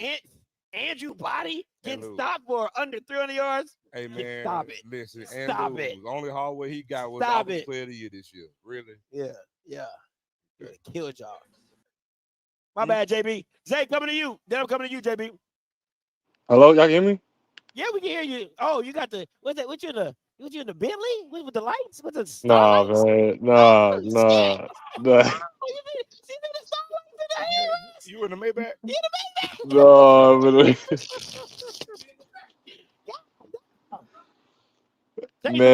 Change the colors for me. Go ahead. Man, I'm hurting right now, man. I had to call my B&B, man. I had to cancel my reservations. I'm sick right now. I'm disgusted. Yeah, I'm pissed. I mean, I'm gonna keep it a buck. I mean, players gotta make plays, man, on defense. I feel like people are too hard on Coach Quinn right now. Oh no, man! Listen, Coach Quinn called a damn good man. Look, that's what I'm saying. I said on Twitter, players gotta make plays, man. Players gotta make plays, bro. And I feel like he called a pretty good game defensively. Players got to make plays, man. And I hate to say it, this team is undisciplined as shit. Excuse my language, Scotty, but it's like, bro, first off, Tremaine Jackson, great coach, though. He's a great coach. I mean, that's what you call a championship team. They were disciplined, everything. You know what I'm saying? That plays a part of that. It's just, I was upset. I love Lockhart, man. The kid, he's a problem. He's gonna be a problem. He's gonna be special. Yeah. He's gonna be a problem. What I saw today, I really enjoyed what I saw today. Let me say and this. Then I see. Go ahead. What I didn't see from Jack State teams is the intimidation factor. A lot of teams would just be intimidated by the team on the field. I didn't. It was in BU was at the game.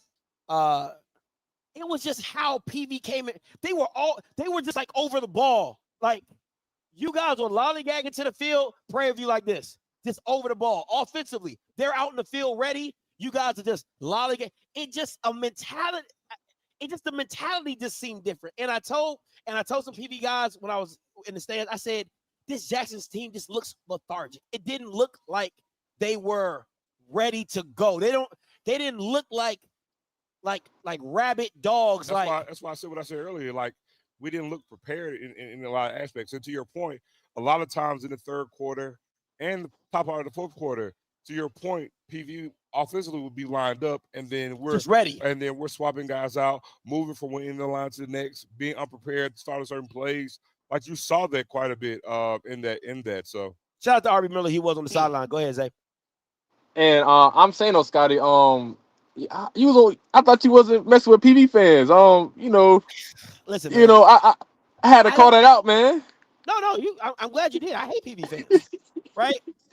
All 12 of them. But I gotta be honest. I really enjoyed myself when it was lit. I cannot tell a lie. It was lit. So hold on. So let me tell y'all. So we actually have to. We have the tailgate. We chilling. So we actually get the walking, and so we're walking down a little way, and y'all should have heard Scotty. Oh my God! It's a nice segment of PV folks down here. Oh, we was walking to the tailgate, and I was really surprised. I was like, oh shit! There's a lot of people out here. Like, man, listen, they had like a whole little thing out here. I said, oh snap, they had a big old balloon and a blow up PV thing out here. But the thing for me and I keep telling people this, the vet has to change, and you can't tell me no different. You cannot only be cheering when you're up or when a big play happens. Zay, I lied to you not, bro. From the first quarter until they scored their first touchdown, you heard the boom didn't play. What? The crowd. Am I lying? No. I swear to God, on everything I love, the boom wasn't playing nothing. They were sitting on their hands. The crowd was sitting on their hands. You literally would have thought it was PV's home game. They were crunk the whole time. They go up, they go down. It didn't matter. They tied the game. It was close game. The PV fans were engaged the whole entire game. Jackson State was only waiting to see something good happen. Literally, they were just sitting there like when are we gonna take this game over? It was bad. It was bad. I think we done got spoiled winning. I think that's what it is. I think no. That wasn't it though. No. I never heard the Boo not playing. That's crazy. No, they were not. No. They will play sometimes. The thing is, I'm gonna show you the difference. PV's band was engaged with the game. That was the difference. Jackson State band was not engaged in the game, typically, which is a normal thing. They'll be more engaged into the other band. PV's band was engaged in the game. Now, at one point in time, our fans got up, but even as the third quarter went on, when they would try to do something, even that would be faint. You see what I'm saying? It wouldn't be like what it needed to be. I would even go so far to tell you right now, seriously, if PV, let's just say if PV actually brought in 5,000 fans, it would be significantly different the way they were engaged the whole duration of that game. But I will say this, though. That's easier to do on the road. And it always is in the SWAC. And I'll tell you why.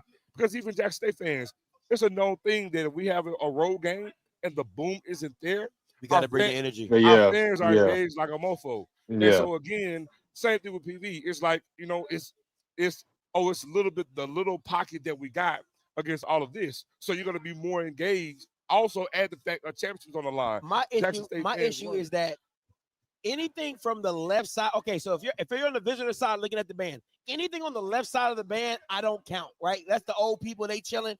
Anything inside that little hook, they should always be on 10. Nah. They should always be on 10. And it's just sad because again, even if it was. I'm telling you. So it was a neutral site. I'm gonna tell you, but this is not a new thing for this particular game. It's something that I've been on and we've been harping on here within the past few seasons. Not only Jackson State, same thing as Southern as well. Our fan bases are older. They're older. They're old because the biggest segment of our money donors is 40 and up. 50 and up. Woo, Jesus. So you see what I'm saying? And so that's the main problem. Because even when they do cheer, it'll die down very, very quickly. You know how I can tell? The moment that the Star Spangled Banner ends, literally the last thing that ends, you're gonna hear bass drum, and the whole entire crowd should be up playing "We Came to Play." Watch how faint it was if you go back and listen. It was very faint. Because again, the energy isn't there from them. We need our students and our younger alumni, younger fans to be more engaged, and that was the problem. That's why I said, look, you can't deny it. Kudos to PV because, again, they were engaged from the very start of the game until the end. Listen, the section I was in stood up the whole time. That's crazy. I'm going to say that again. The section that I was in, shout out to Isaiah, shout out to Ty, shout out to all those guys. They stood up the whole entire game, and they made me stand up because I'm like, shit, I ain't about to sit down. Y'all better standing up. So, but go ahead, Zach. One more thing. I'm actually very, very excited to see this game between South Carolina State and PV because, like you said, styles make fights, and I feel they match up damn near even in my book. I mean, especially what I see from the PV quarterback today. I mean, it's some things I'm not gonna say that turning the ball over 3 times is not gonna win you a lot of games, but PV defense, man, those 3 guys in the in that 3-3-5, those 3 boys in the front, they cold. But you run that defense if you got a nose tackle who could, you know what I'm saying, and that's so they got a good defense. It's gonna be a good game. I'm so mad about my Airbnb being canceled and shit like that, but it's cool. You know what I'm saying. I'm not going up to Atlanta, so that kind of pissed me off. It's my birthday weekend too. I had everything set up. Man. Yeah, I was hurt. I had to. Jamie a bottle of goose. Do say, man, because that one hurt, man. That one hurt. Yeah. Hey, Zay, do you have a buzzing in the back of your thing? Hey. I'm so glad that they got their answer. Sing it if you know it. I'm so glad that they got their answer. You not sing it. I'm so glad that they. Hey man, hey, why he in MBAR, man? Hey, Scotty got a Jackson, man. Glory, hallelujah. Woo! They Zo. got their answer. Hey, someone get this man an MBAR, man. He gotta go. And you was on the field too? Hey. And I was on the field. That's a damn shame. All right, man. Well, hey, I'll talk to y'all boys later, man. All right, Brody. Appreciate it. JB coming to you, the neck bone. JB. Scotty, how you doing, my friend? I'm doing well, man. You look like you about to give a lecture. What's up? No, actually, I'm really fighting a cold right now, so I'm going to try to be as quick as possible. First of all, I actually saw the second half of the game, good stuff and whatnot. And once again, I'm just getting on the show, so if I'm a little say something's already been said, please forgive me in advance. I think that PV is going to win this game anyway because of the coach Tremaine Jackson.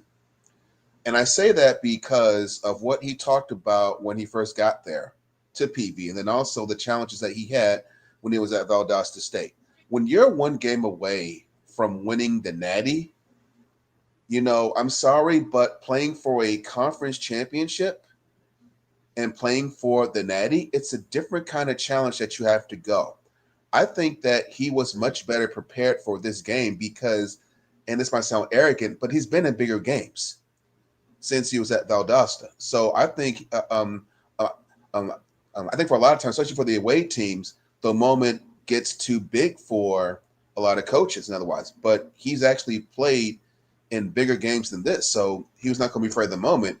And I think that if it comes down to the Celebration Bowl between him and South Carolina State, I think that might be his advantage against Janice Berry in that same ball game because eventually X's and O's are one thing because Jackson State supposedly had the better team, but coaching in those kind of situations does matter. So what do y'all think about? I mean, does that sound a little bit of accurate, or am I off about something? You think? No, I me personally, I agree with you. I think that there is a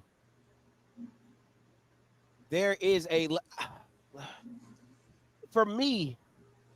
My thing was, I didn't believe PV had the horses, right? And I still don't. Like, if you're telling me if I had a choice to pick a team that I'm taking to the field, I'm picking Jackson. Now, 10 times out of 10, I'm taking the Jackson State team because they have the better horses. That's fair. But again, if I know to put my horse in lane 3 because I know how the track bends, and then I put another horse in lane 6, and they don't know how to run it, then I come up with the advantage because of the strategic way I played the game. And I think Tremaine knows his team inside and out to know, hey, we're going to have to play it like this. We're going to have to do it like this. It's got to look like this, and we should be able to make it. Listen, win or lose, this was the best SWAC championship game in the last 4 years.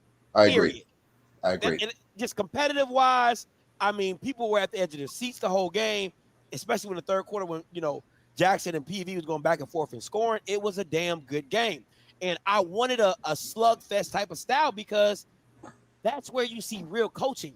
Correct. Like you said, do I go for it on 4th and 7 in my own end zone because I know my defense has to stop anybody? Or do I run a play 3rd and 7 and just try to pick up 5 yards so now it's 4th and 2 instead of 4th? Like, all those little things matter. Correct. And when you're in a close game, those little things get magnified because you're like, I could have, I should have. Why didn't we? Right? So for me, I think Tremaine Jackson was ready for that moment. What you guys do? I can agree and say yeah, but at the same time, I can say not so much. Right? And I'll say this because you say losing a national championship game, but then, okay, let's talk next week.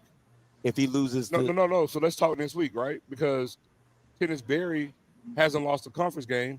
But what did he do last year? Lost the national championship game. So who has the advantage next week? Because what he did at Valdosta is not an advantage for him next week. But because he Trent lost. has never won a playoff game though. He's never won the postseason. They both made it to a national championship game. So my thing is, you get there by hook or crook, you're still there, because I could even say, okay, if that's the case, and I really go by that, then take it to that into account. Sure. Jackson should have won the game. TC is the defending national champion. There, but my point is okay. he didn't. My point is he did. If we're going by what we what we did from a postseason standpoint, personally, I would just say what Tremaine has accomplished will always, to me, overshadow what Jackson State accomplished as a national championship. But listen to what I'm saying. Yeah. This is not putting him down whatsoever. I'm going to the question in hand, because my thing is, if we're going by experience, TC is the defending national champion. We're postseason play is postseason play. Hook or crook, whatever you want to call it. So by all accounts, TC had the better team. I do agree with that. This is to your point. I do agree with defending national champion, at home, better team, lost. And you lose. And I'm not going to sit there and say because you lost a national championship game, yeah, you won the playoff, but still, you lost a national championship game, that gives you an advantage. It's what you learn from that. Now, what I can surmise and say is that he obviously showed that he learned something in stride from that loss, from that experience, that he probably utilized in that game today. And I can actually say that. Yes. Yeah, that's what I was trying to make, though. But I'll get up phone with you guys because I know that you guys got things going on and whatnot. I got to keep fighting this cold and whatnot. But y'all enjoy yourselves. And Scotty, amazing things happened today. This was a good game here too. And of course, I don't want to kill your vibe, but you saw that Thanos lost today. Yeah, Thanos lost. So hey, hopefully you enjoy yourself with that. Hey, appreciate it, JB. Neckbone, coming to you. What up, Scotty? What up, bro? What's goody? Man, I seen you, bro. You was I was in front of you. You was kind of behind me like 2 steps. It was my first HBCU game, bro. The woman said, "Hey, why you sitting over here with our 12 fans and you talking about us, Scotty? You didn't have nothing to say, bro." I was like, "Oh man, I'm there on tech, Scotty." No, so what happened was she saw my pass and she saw the Jackson State on it, right? He was like, "Why you sitting over here?" She was like, "You're on the wrong side." And I was like, "What?" And I looked around I'm like, who's she talking to? I didn't know she was talking to me. She's like, "I'm talking to you." And I was like, "Okay." She was like, you can't see your glasses. You need to clean your glasses off. She's like, "Give them to me. I'll clean them off for you." I said, "These are $300 Ray-Bans. I'm not giving you my glasses." Like, you know what I'm saying? I said, "Now you can come up here and clean them for me." And she said, "I'll be right up because your ass on the wrong side." And then she was like, "Why you sitting over here anyway?" I said, "Because y'all didn't bring a lot of fans, so it's more space over here." And she was like, "Whatever, you need to get." And it was a whole bunch of that. But yeah, that's exactly what happened. Is that what happened? I'm proud of you. Handled yourself right, bro. Listen, man, but my wife would be proud of me too. My wife would have been proud. Yeah, man. I salute you, respect you for that, boy. But hey, bro, to the game, on the game standpoint, bro, I ain't gonna lie. Whoever that quarterback is, bro, he had his way. And I honestly thought that they would go away from it, but they kept it going. You know, you run the ball 2 or 3 times, they stop at the 4th or 5th time, and you keep going because basically simple football, X's and O's, you know what I'm saying? And my thing was this. It wasn't the fact, like Zoe said, he had a great point.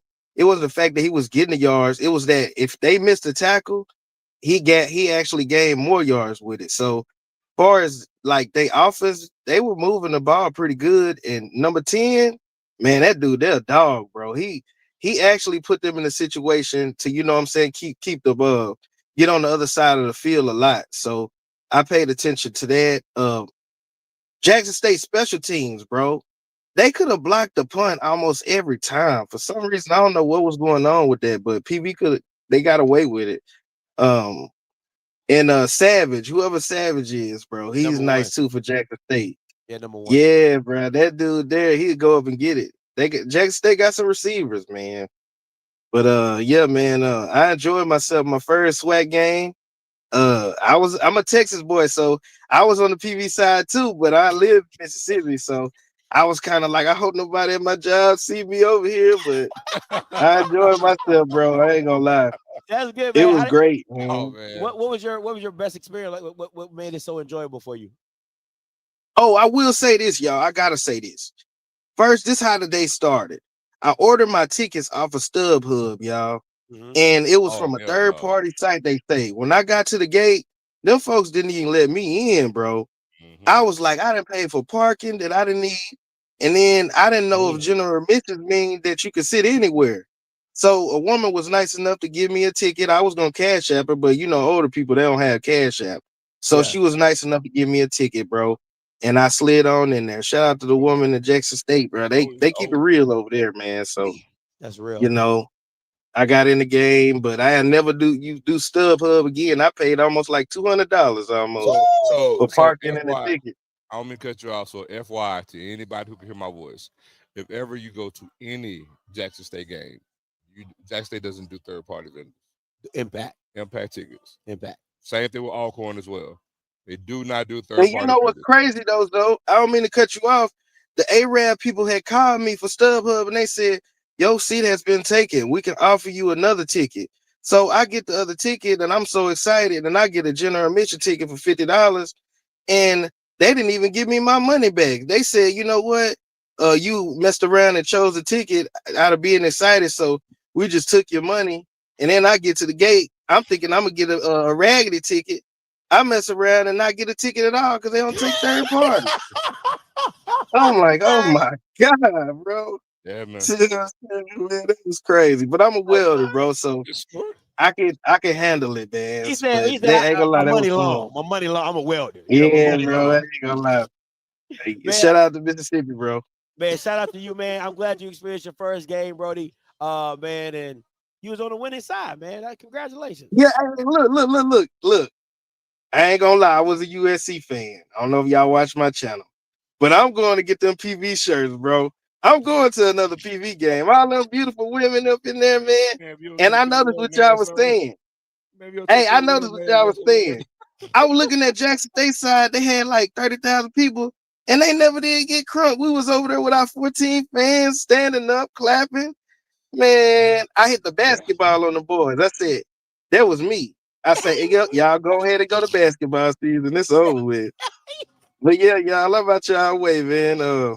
Salute to y'all. Salute is over, man. I'm out, man. Right, hey, appreciate it. Man. Appreciate the call, bro. That's funny. He said, go ahead over the basketball season. Boy, niggas see something online, boy, they gonna run with it now.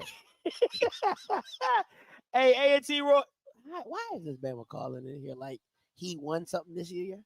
He don't even know. He hadn't even sniffed the CAA championship, but he calling in here. I got to feel it. Let me help you. You hear me? Yeah, A&T Roy, we can hear you. What up, Herc and Sanzo? This is your boy A&T Roy from the Head Blacks in Charge, North Carolina A&T State University Aggies. Why are you here? Hey, man, listen, I called to talk about the SWAC Championship game. Why are you watching the SWAC Championship game? Call me about it. Why are you? Hey, listen. Why are you calling me?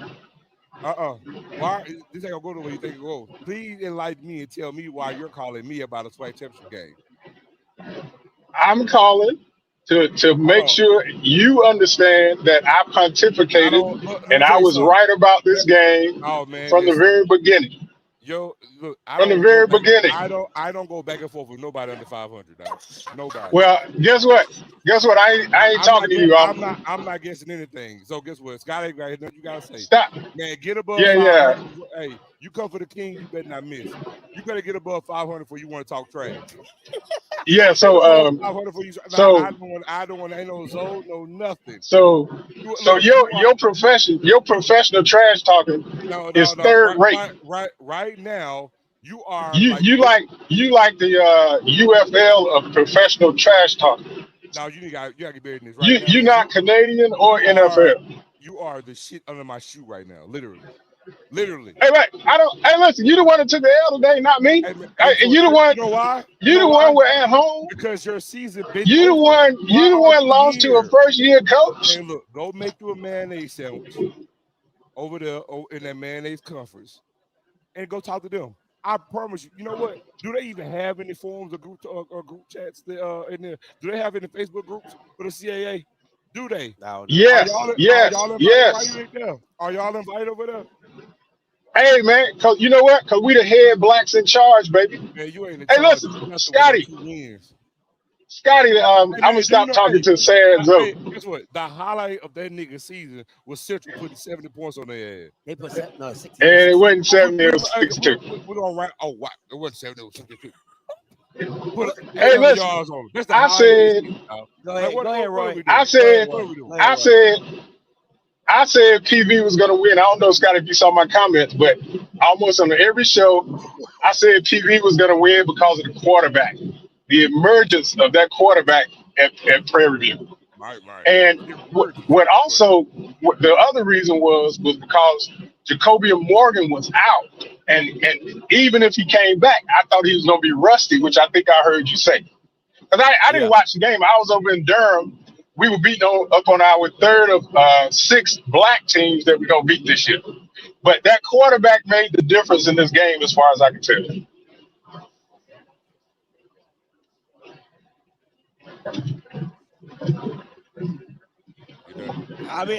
Y'all good? Yeah, I mean, we can hear you. We just wonder if you got a quarterback in North Carolina. I mean, you over here. You done? What your quarterback doing? You done? We have in charge. We go everywhere we want. Right there. See, God don't like ugly. Drop it. See right there. God don't like ugly. Head blacks in charge, but you can't beat a black school. Head blacks in charge, baby. What hey, we beat Hampton. We beat Hampton. You can't even beat your rivals. Oh my God. Well, I agree. I'm just saying. Hey, but listen, seriously, it was really about the quarterback. And frankly, that was probably why Jackson won last year, is because the kid from South Carolina State was rusty. Now, this Celebration Bowl is going to be really, really important. Well, not important, but we're going to see how it goes because both quarterbacks are going to hopefully be healthy. And I really don't know how to call the Celebration Bowl. Yeah, I got you. All right, that's all I got. Peace. I can't get the 5 minutes back. I don't get why Aggies be calling in over here like you in the CAA. I'm telling you. Nothing we doing over here is affecting you. I'm trying to tell you. I can't understand it. I just can't get to it. All right. Again, you can if you want to talk, you want to bring a call, click on the link, come right on in. We'll go from there. Let me ask you this though. True. Do you think if Morgan plays the full game, it's different? No. Really? No. Why so? Because I mean, it doesn't change play calls. And it also, and again, I can't sit there and say that Morgan's going to take the shots that Lockhart is willing to take. Oh, that's a good point. Great point. And play calls are play calls. And again, that's just offense. The problem was the damn defense. Mm-hmm. Guys won't tackle. Morgan is not going to help us to get tackles. So, no. Is this the beginning of the end? No. And let me preface my comments when I'm saying that. I think Southern's going to be better. I think Tremaine's going to keep it up. I think Eddie Robinson's going to get better. I think FAMU's going to find a coach that's going to get them better.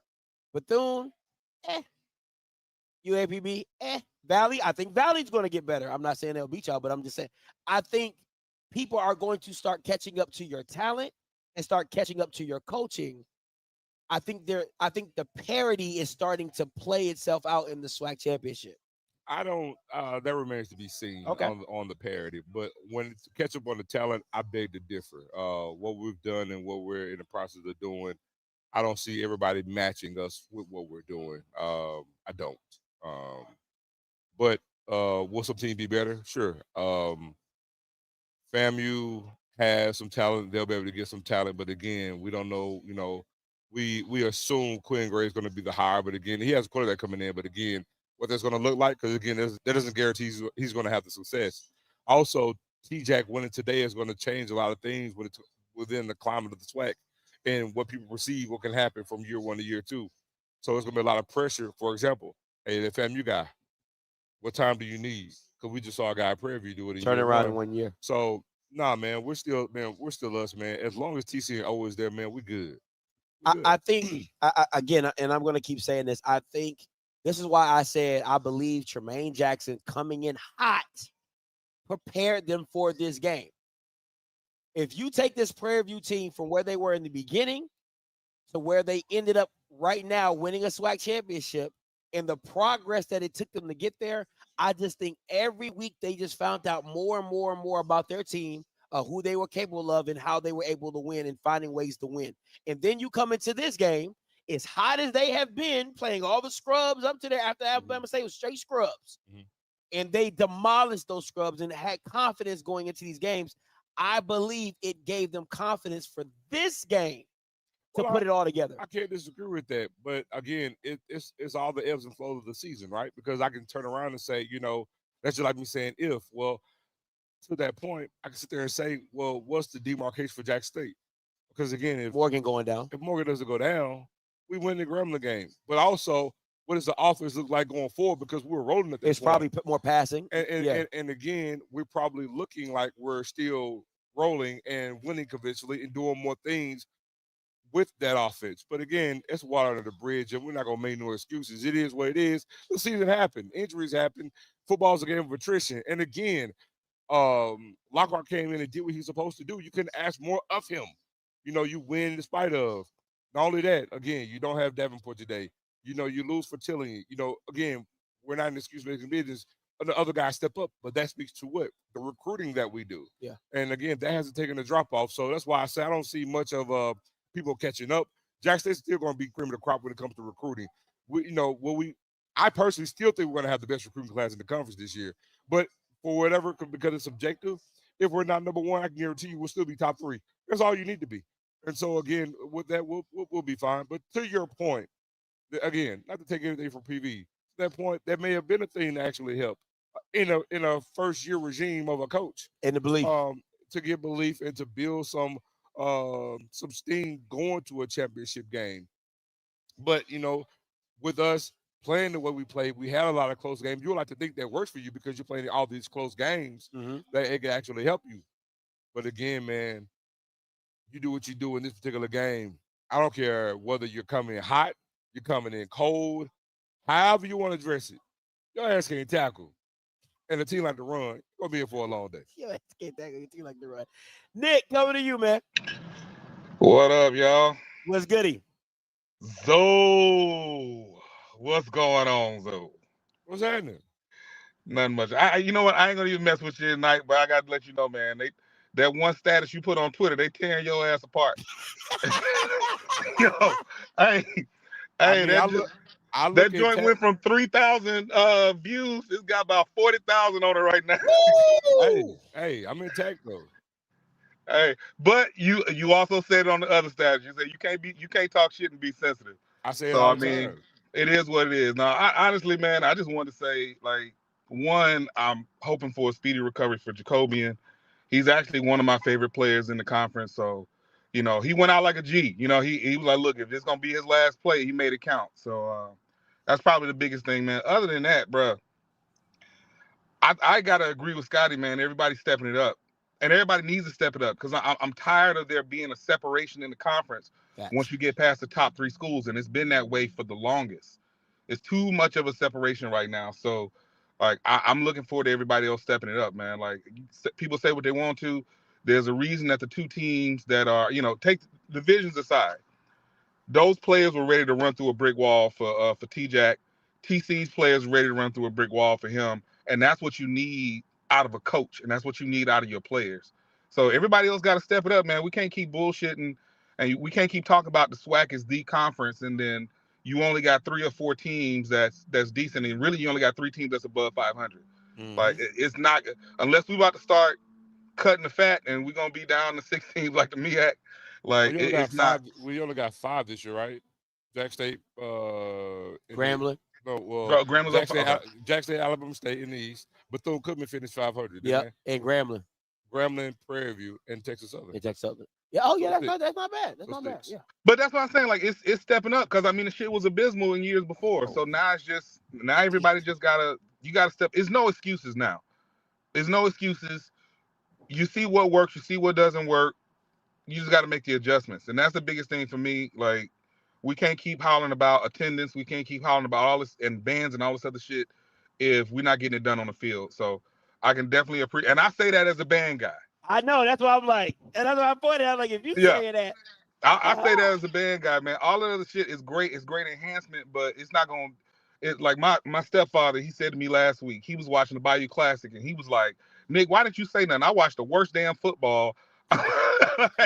But he's an old school SWAC fan, right? Yeah, yeah. So he's like, to see what it was to watch it again, it's just like, man, we just got to step it up. So, but nah, man, shout out to PV, shout out to Zoe. I appreciate that you actually hopped on tonight. Now get your ass back on Twitter, because I feel like we ain't gonna see you on Twitter till May. Oh no. Hey, look, I never run, dog. Like I say all the time, I say it all night. You win some, you lose some. It is what it is. I have rhinoceros skin, dog. Look, I talk shit with the best of them. You're gonna win, you're gonna lose. It is what it is. Ain't gonna lose no sleep after this game tonight. Trust me. That's what's up, man. Y'all boys take it light. And all right, Nick, take it easy, bro. And Zoe, I got a spot right here on the couch, dog. I got some popcorn. Hey, we got a whole charcuterie board up here and shit. Guess what? You get a bunk bed, we good. As long as I got the top bunk and you got the bottom bunk, we good. Hell no, we ain't doing that. All right, fellas. All right, appreciate the call, bro. Let me ask you this. I want to go in a different direction. Shoot. How important it was for AD Golf to say, you know what? I want to move away from Bubba McDowell. Because let's keep it a buck. He had the SWAC championship season. The next year he has that off season. His contract is up. He's like, you know what? We don't want to renew. And it could have been easy for him to just renew and just keep it going. And then he goes out and gets Tremaine Jackson and literally changed the program on its head. The reason I'm saying this to you is because word on the street is that UAPB keeps Alonzo Hampton. And I feel like it's those type of hires that keep programs in the places that they are. It's those type of just, you know what? We're okay with the status quo, right? It's that I'm kind of torn on where we go from here in situations like that. What do you say about the Alonzo Hamptons that are staying and maybe the Little Bills that are staying? Because again, I've given you 3 years. You really haven't done a lot. You've done okay. But is there a coach better that we can go find and elevate this program? I'll say this. I think they're all situational. I agree with you. But to your first part of your question, when you mentioned golf at PV, the thing is, and I say this all the time, BJ has said it, I've said it too, it's easier to fire a coach. Main thing is hiring the right coach. Yeah. But what it sounds like golf did was, which every AD should do, is I got a real tangible plan of what I want my football program to be. Yeah. Not just winning, but winning a certain type of way, getting to a certain point, changing the face of my athletic program through football, because athletic is the front porch of the university. Yeah. So again, what they showed me, even going to TJAC, is I got a plan. I zeroed in on a particular guy that I want. Got Texas ties. You know what I'm saying? I zeroed in. I had a plan. I got him here. Now, when we talk about UAPB coach, look, I can't really get into the semantics. I'm not from Arkansas, but I'm willing to give a mulligan on my coach at BCC, because typically you want to, because I always got to give context to this. HBCUs, for all intents and purposes, can't necessarily move the way normal PWIs do when it comes to hiring and firing coaches, right? Now, on BCU's coach, he got to 600, but I give him a mulligan because of what it was when he came in there. Turned the APR around in year one, and they didn't look great. But, man, for them to go 6-6, because I'll say this, you want a coach to take it up in year three, but for him to get to 500, to me, is almost like being 8-4 in year three. Okay. Because the main thing, Scotty, next year is going to tell us everything. What the crescendo of it all. Yes. Next year is going to tell us everything, for BCU in particular. That's why I'm saying everything is particular. I can't say the same thing for UAPB. You see what I'm saying? It's totally different, because you never saw progression at UAPB. It's been one win, two win, one win. Yeah, 3 wins. You know what I'm saying? But they may see some other things. Again, I'm not tied in. I don't know all the nuances and things. Prairie may, but I think BCU is an outlier. I'm still not detaching from how you feel about going a different direction with that, but I think BCU, from what it was with the whole Ed Reed thing, being they got to 500 and how it looked, because you know how we say on new coaches, right? Even like Marshall Falk, you can go 600 next year, right? But how does it look? But how does it look? How does it look? And How guess what? competitive And are what we? did we say about Bethune-Cookman this year? It looked better. Offense was But trending defense was upward. bad. Defense was bad. But guess what? I got some things in play now, and because in year 4, if he wins 8 games, okay, you're trending upward now. Yeah. Now we can justify keeping you. To your point. I got you. Let me ask you this: how you've been in? Thank you, God. You've been in a situation where a coach comes in, changes it around, and I'm not comparing Tremaine to Dion, but what does this do for a program like Prairie View, which a lot of people would say they're a sleeping giant with the facilities, with all the things that they have that they're capable of giving a student athlete. Now you have the wins to back it up with a championship. How does that go out into recruiting and getting the guys that he wants to get, even out the portal? Okay, well, when it comes to the recruiting aspect of it, they were already recruiting fine as it is anyway. Yeah. The main thing is going to be the intricacies of how they want to recruit. But they're going to be able to open their eyes and get more things because, again, the game next week is a national advertisement for you. Point blank, period. You get an advantage just by being in the game or recruiting because, hey, I don't care what level you're on. If you're playing for a championship, it's going to actually add more kudos to you with regards to recruiting. But when you talk about the West, again, you got Gremlin who won 7 games, but lose on a bad thing to a 1-10 team. You got Southern, hiring Marshall Falk. Got some things to play when they bring in their staff. It's going to look like on the recruiting trail, and they're going to have players regardless. What it does is it props Prairie View up even more, gives them a little leeway ahead of being number 1 in that division, even going to next year. So, again, it's an advantage for them. It's a great advantage for them. And, again, now you got to work against that. Jackson State, you lose the championship game. Now, hey, recruiting, I can tell you right now, we need a few pieces. You're the missing link to getting us back to the championship game to get us what we need to be. They've already hit the ground running. They're doing an amazing job, but winning this game is going to actually help them, I can assure you, on 2 to 3 players just from winning this game and playing in the game next week. Add to that, they win the game next week. Guarantee you it's going to help them with 1 or 2 players. Probably even more so a transfer. You know what I'm saying? Get some guys maybe who were considering Prairie View come in for a visit because you played the national championship game. You know what I'm saying? You won it, whatever the case may be. Or even if you lost. You know what I'm saying? You were there. But you're there. Exactly. All right. Chuck Hunt, coming to you. Yeah, good evening to you all. And Scotty, I'm glad you were able to make the trade. You didn't need any Secret Service escort in Jackson, Mississippi. Man, look, that was me. Top flight security, man. And my boy Diallo, they were my security today. Okay, all right. I'm glad you were able to make the trek, man. And and you know what? I look at it, what the guy just said. These players will run to a brick wall for those 2 coaches. And I was just on one of the YouTube podcasts, and someone said, "Oh, they get rid of TC." No, you don't want to do that. There'll be a lot of schools be glad to have TC Taylor and Tremaine Jackson, those kind of coaches. Yeah. No, that's being quite out there with that kind of comment. But that's gonna be my landing gear. I know you have a lot of people to get to. Man, enjoy your trip and have fun and be safe, Scotty. And great to see you, though. Oh man, appreciate you, bro. Appreciate you. Listen, if anybody's talking about getting rid of TC Taylor, you out your cotton picking mind. I mean, that's some short-sighted stuff I ever seen in my life. You have been in the last 4 out of 5 SWAC championships? Yeah, man. And then the last 2 has been with TC Taylor. Listen, again, I think there's things that he will learn from this game. Maybe he calls plays more. I don't know if he called them and maybe it was Rip. I don't know how that might go out, but you know what? Honestly, Scotty, I'm gonna be honest. That don't even need to happen. Okay. The thing is, look, it's a fresh loss. I know people are going to be emotional. We need wholesale changes because you lost the game. It is what it is. You lose some, you win some. You got to make it a wholesale. Look, you lost what? Championship game. Yeah. You lost the conference championship game. You got there. And honestly, you played the second half of a conference championship game with a true freshman quarterback that put you in position to win the game. And again, it was not the offense. The damn defense could tackle a damn, worth a damn. You lost the game. There are no wholesale changes. The changes that need to be made are you need to recruit some other pieces, get better on the back end, obviously, right? You need to get some. Guess what? And we got some pieces coming in on the back end. You need to cover better. All the reason why you lost the game. You're gonna have to get better on tackling, do some better tackling drills, get some guys in there that can actually tackle, generate more guys that can pass rush outside of Quincy. Yeah. But you gotta replace Quincy. So you need pass rushers. Yeah.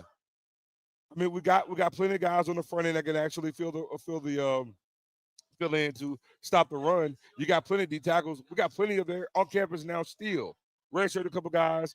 Recruiting front, we're fine. But you got a piece that you got to fix. That's all it is to it. Yeah. Guess what? Prairie won a SWAC. And I can assure you, because nobody talked about this, Scotty, Prairie really running the offense that they want to run? No. I think they want to do the air raid. That's They what they want to be a pass-happy team. Yeah. So guess what? The Prairie that you see right now, this will not be the same team next year. So the point is, even if they win the Celebration Bowl, they're gonna bring some more players in, Scotty. They got to. They're gonna make all these wholesale changes. You're gonna get better. It's a year-to-year thing. We didn't win. We came up short. We get it. Got to recruit. Do what you need to do. Get back at it, and spot the ball in 2026. That's all you can do. Man, we are here. A live post game at the MBAR. Man, it's a wonderful event. We're in the back patio. Got the wings going. They got the TV going. Man, we got some guys out here kicking it with us while we're doing this live post game. Herb, coming to you. You live, Herb. You're muted. You said you're live, Herb. Yes. Nah, you still can't hear you. And I just saw it too. We mentioned it, man. Rest in peace to the player BC from BC, Donald Dees. Yeah, rest in peace to him and his family. I'm gonna kick you off. Yeah, I got you. Go ahead, Herb. I can hear you now. Oh no, I can't. No, I can't. Nope. I'm gonna kick you off, Herb, and then come back in. All right. Listen, we're gonna be on here for a few more minutes, probably about 5 or 10 more minutes. I'm gonna let Herb come back up. Again, if you want to get into a call, you want to talk, have any questions, comments, or concerns, want to get at my man Zoe, want to get at me. Shout out to my guys in the section. They sent me this. They gave me this. 12 fans, PV12. Man, shout out to them. I'm gonna put that on my back wall. I feel honored. I did. You do know you started there, right? I know. That's what's so dope. That's so they're gonna twist it later on. They're gonna start to call it the 12th man. Like, nah, ain't no damn 12th man. It's 12 of y'all. I told them. It's 12 of y'all. Okay, it was more of y'all today, but 9 times out of 10, it's usually only 12. So you actually started your own thing in the SWAC now. That's crazy, right? 12 fans. I started Powell State too. That don't stick, dog. That was me though. That was me though. That don't stick. That's just something you said. That don't stick. But I'm just saying it was me though. I'm just saying you gotta give me credit. That don't stick. All right, Herb, coming to you. All right. Yep. Yeah, I hear you. My bad. Well, first, man, all the side, I know we give Zoe a hard time. My boy was right. You are getting flamed on Twitter, but all jokes aside, man, y'all had a heck of a season. I think watching the game for me, at least in my opinion, real keys on both sides of the ball that will bring you lines. Hey, Herb, your sounds like you a DJ. You be like, chop the get gay. I was like, yikes. Yo. Yeah, your sound is yeah. Hey, come back on. I got you. All right. Let me go. Bonzo. What's going on, man? I enjoyed the show, man. Thanks, Charles. Zoe, I'm gonna get at you because I'm a South Carolina State alum, so we're gonna kind of push it to next week. You face both teams. Who you think that has the advantage between South Carolina State and PV? On the spot. Honestly, man, I really can't call it. I really can't call it. I'm being honest. Somebody called it earlier, and I mentioned when we talk about strength on strength, the way that South Carolina State wants to utilize the passing game and PV, being as good as defensively as they are within the passing game, is strength on strength. It's going to come down. I'll just say this: it's going to come down to what I believe South Carolina State can do running the ball with the way they want to pass the ball. Because again, if Cam Peters has another performance like he has today, then I'll roll with Prairie View. But if South Carolina State is able to contain the run in any shape, form, or fashion, I'll probably roll with South Carolina State. But it's kind of hard. It's kind of a push right now. I'm probably gonna lean more toward PV just because they're in the SWAC. But I'm gonna keep it a buck. It's hard, man. It's a hard give and a go to that one in that particular game. I think it's a good matchup. I think it's a fair matchup. It's just gonna come down to what South Carolina State could do in the run game and stopping the run. That's gonna be the tell of the tape. I think South Carolina State will have some success throwing the ball, Scotty. It's gonna come down to what they can do, running the ball and stopping the run. If it was me, Hey. go ahead. No, go ahead. I was about to say, also too though, with us having this playing the 2 quarterback system early, I think Stubbs will be I think you might see some Stubblefield in the Celebration Bowl because of what PV was doing today with the quarterback runs and the quarterback draws. Stubbs can definitely run the ball. So I think you might see a little bit of that coming on next week. But we was hoping to see if we can get that trilogy with Jackson State. But go ahead, Scotty. Hold on. How do you now I feel different about it. How do you feel about the idea of South Carolina State playing 2 quarterbacks? I don't like that. I don't like that. I don't like that at all. I don't like that. I think they should go with the Atkins. Atkins. When you were talking and I'm just sitting thinking, my thing is, the one thing I thought about Jackson did not do well in this game is that they didn't throw short routes. Oh, Jesus. Like that, if I'm South Carolina State and I'm going to, because they were open. Like they were open. If you throw 3, 4, 5 curls, hitches, drags, because that's really what Jackson State is a 3 route team. Seams, post, shallows. Like that's what or drags, whatever you want to call them. They usually live in that area. You didn't see the drags like you would normally see where Rembert would run across and do pre. I'll say this. I think to your point, and that's another thing that's frustrating. There's a saying that we say down south: "You run what you brung," and they ran the ball, but again, Miller only had 13 carries. But then it's you win or go home. It's a game. It's a championship game. Rembert should have had a minimum of 8 to 10 targets, easy. I would say even more with the way the game was going. Because to me, giving him the ball in short spaces is an extended handoff. Well, the thing is, that's why I made the comment to you. We always talk about what we got in our best players. You give your best players the ball because big time players make big time plays in big time games. But you gotta give them the ball to make the plays. Because guess what? The moment we go deep to them, bam.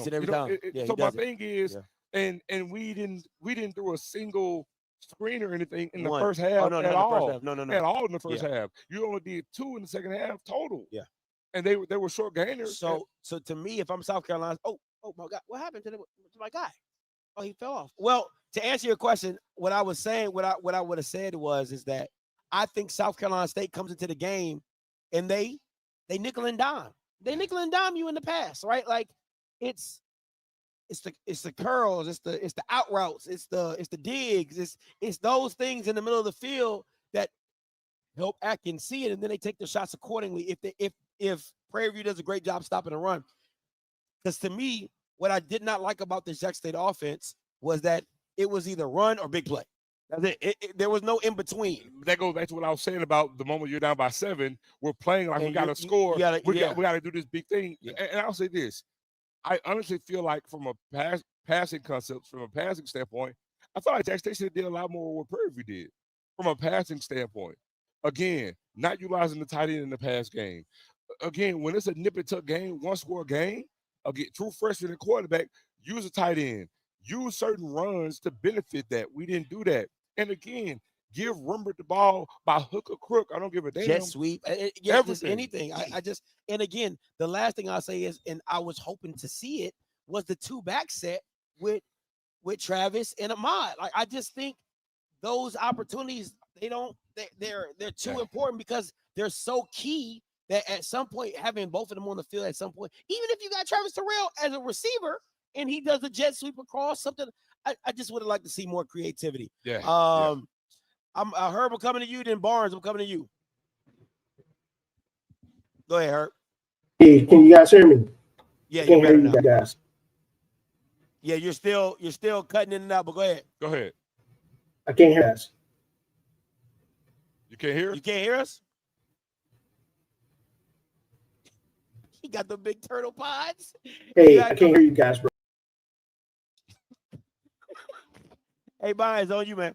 What's going on, man? Hey, I want to get back on Jacoby and Morgan, and not to take away from the game. It was a great game, by the way, man. But I'm pretty sure he's got no more eligibility left, right? No. So so we won't see him again. I did see he got invited to the HBCU Legacy Bowl. So I just want to ask do y'all think he'll be able to play? And if he does play, I know it's probably slim, but I mean, does he have NFL hopes? I think it's a long shot for NFL hopes, but I can see him in like the UFL. I can see that. Yeah, I can see him in the UFL, maybe getting a shot at the CFL. I can see him with an outside chance in the CFL. But to answer your first question, he won't be playing in the Legacy Bowl. Okay, sheesh. Okay. So after seeing what happened with Davis, I wouldn't want shit. If I have any type of hope, I'm not playing in that thing. Hell nah. Yeah. He really needs it though. If you ask me, who with him being with he got to do good in workouts. I mean, he missed the last 4 or 5 games. Yeah, I mean, that means with the injury though. Yeah. But that's all I wanted to ask, man. Like, so I'm just a big Jacoby Morgan fan. I was hoping maybe with the COVID, maybe because I seen some guys that maybe played like a 7th year. I know he on his 6th one, but we just won't see him again, man. Hopefully we see him, like I said, in the UFL or the CFL. Yeah, or but something. he played in too many games this year. Okay. To get the medical jank. All right. Man, appreciate the call, bro. This Bama got SWAC champs DK. He said SWAC champs DK. Go ahead, man. And here to present the tuition check to our winner, Derek Dabrowski, Senior Vice President of Sir, you're live. I can't hear it. 1 minute. You can't hear us? All right, call back in. See if it works. Let me see. Get this off here. That man says SWAC champs DK. Listen, I'm gonna give these guys a chance to call back in, and then going from there, I'm gonna get up out of here. Go ahead, Herb. Can you hear us now, Herb? I appreciate you, bro. Herb, can you hear us? Yes, sir. All right, go ahead. Yes, hear me? Good. Yep, go ahead. My bad.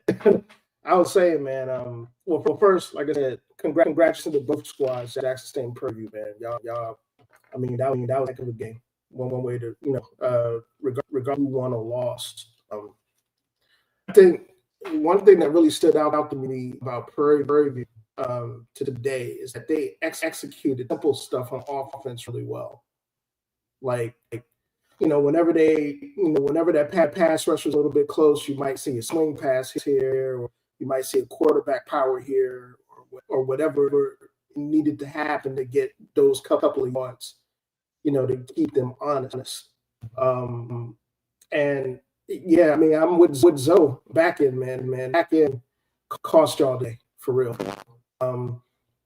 Those big plays that those cornerbacks are giving up were killers, and it really kept them at bay a lot. Come on, bro, stall me, man. Stall me out. I'll be back to normal tomorrow, man. No, I want you to get your go ahead and get your opinion out, man. Yeah, man. But yeah, dude, I'm kind of with on this. I like the way the entire conference, man, is kind of being put on notice. Squad to get better. The squads that were really on it there, PV State, Bam State, Bethune-Cookman had a marked improvement. The Southern was surprising. That's the way it should be. That's the way that we get visibility and our profile rises. That we got more. Okay, that's not okay. I know it's bad, but that's not, man. That's messed up, yo. That's a good one. That's a good one. That's a good one. Oh boy, that's a good one. Oh my God. No, man, but honestly, I will say this though to your point. Honestly, I'm gonna say to your point, that's a game in a nutshell. To be honest with you, Prairie View, whether you can sit there and say the way they prepared and practice all week, at the end of the day, the moment they kick out the ball, in all phases of the game, they executed. Jackson State did. You really could sum it up there in a nutshell. They executed. Jack State did. 10 of 21 is crazy on third down. That's crazy. But that stat tells a lot. Jesus. The 10 of 21 tells you about the TOP. Yeah. And also the 10 of 21 negates the turnovers. Yeah. That 10 of 21 tells you everything within the game. All right, Herb, I'm gonna let you go because you do sound pretty bad, but I want you to get your opinion. I'm good, man. All right, bro. Appreciate you, Herb. Prairie punted what, twice? That's a damn good point. I didn't even think about that. I think they punted twice the whole game. Jesus Christ. SWAC, DK coming to you. What's up? Second half.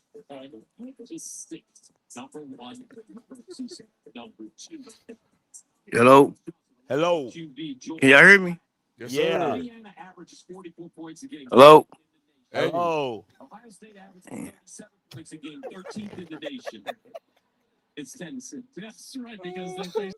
See, PV people don't even know how to act. They don't even know how to work technology to even talk they mess. What's up, Mr. Buzz? Go ahead. What's up, man? How y'all doing, man? Y'all doing all right? What's going on? Man, brother, I'm first of all, Zoe, you doing okay, brother? I want to come on, brother.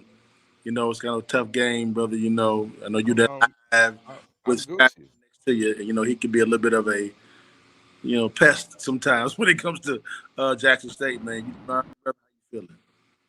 I'm Gucci. He fine. He's straight. He's straight. I'm Listen. We good over here, okay? Go ahead. I was really coming on, man, because I can't wait till Wednesday. You can't. Yeah. Can't wait till Wednesday. Oh, I can't wait till Wednesday because, man, my new name is going to be Joe Clark. Mike Reed will need to lean on me because and the song within Lean On Me goes right in with Getting a Loan because he don't need a loan. Oh, he is in the negative. Mike is in the negative. He in the negative. Oh, yeah. He is in the negative, baby. Got a song for him. So you good people. You humble. You cool. You don't talk about you straight. You call out Jackson State. Mike Reed, man, he a Cowboy fan. We delusional. We delusional. It is what it is. But man, love y'all. Oh, one last thing. Hey y'all, I was watching ESPN and also listening to the you guys' Coach's Corner. Y'all, I can't look at ESPN. I had to cut on the ESPN one, cut the sound off, and listen to y'all kind of go through play-by-play analysis. Is there a way for you guys to be able to live stream the game while having the coaches actually do an analysis, in-game analysis? Because there was some guy on YouTube doing that. I gotta send me that link and we'll check it out. Send me that link, whatever what you found, and we'll figure out, see if we can make it happen. Sounds good. All right, y'all. God bless you guys. All right, appreciate it. What's up? I'm not drunk. I'll be drinking Sprite. Listen, this is holy water. What's up?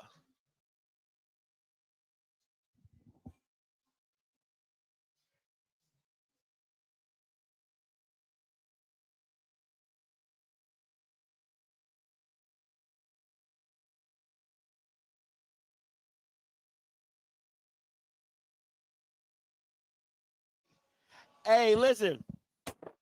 Let me get to Rock. Rocky, it's on you, my boy. Hey, what's up, baby? What's going on, Zone? Oh, you PV fan, man. No. See. Now I knew you was gonna go there. Now I respect the way you taking this loss, though. Like you taking it like a man that has to go in and get a medical examination. He knows something is wrong, but he just need to get it taken care of. And you taking it like a man, brother. Matter of fact, Mike even was doing really well during the watch party. So, man, shout out to both of y'all, man, in the way that y'all have taken this loss, man. I guess when you got 3 championships to lean on in the last 5 years, it makes it, you can sleep a little better at night knowing that. And that's just the reality. Y'all got 3 of them in the bag in the 2020s. That's something that nobody else can say in the SWAC. So I want to send a shout out to y'all for that. But this is what I want to say to the PV fans. y'all really don't know how to take this winning stuff real good. Y'all been now. I may not have heard everybody. But what y'all sound like is the chubby chick who done lost weight and who is super fine, but all she want to talk about is how she was treated when she was a little chubby. This is facts. Now here's the game, Prairie View people. Here's the Prairie View people. The way you get back at all the people who mocked y'all when you was chubby is you just keep posting those sexy Instagram pictures, living your best life. That's how you get them back. You don't get them back by asking me, why did you ignore me when I was fat? I wasn't that big. There were people a lot bigger than me. You know what I mean? That ain't the way you do it, baby. That ain't the way you do it. You just talk shit and live your life to the fullest and let everybody see it.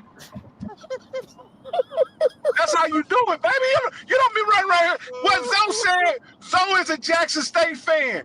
What he said was to support Jackson State. That's what he's supposed to do. Y'all come on here, take it back. Please take everything you said back. Say you didn't mean it. Say you didn't really mean it, Zoe. I demand that you say you didn't mean it. We are the #1 defense. I promise you we are.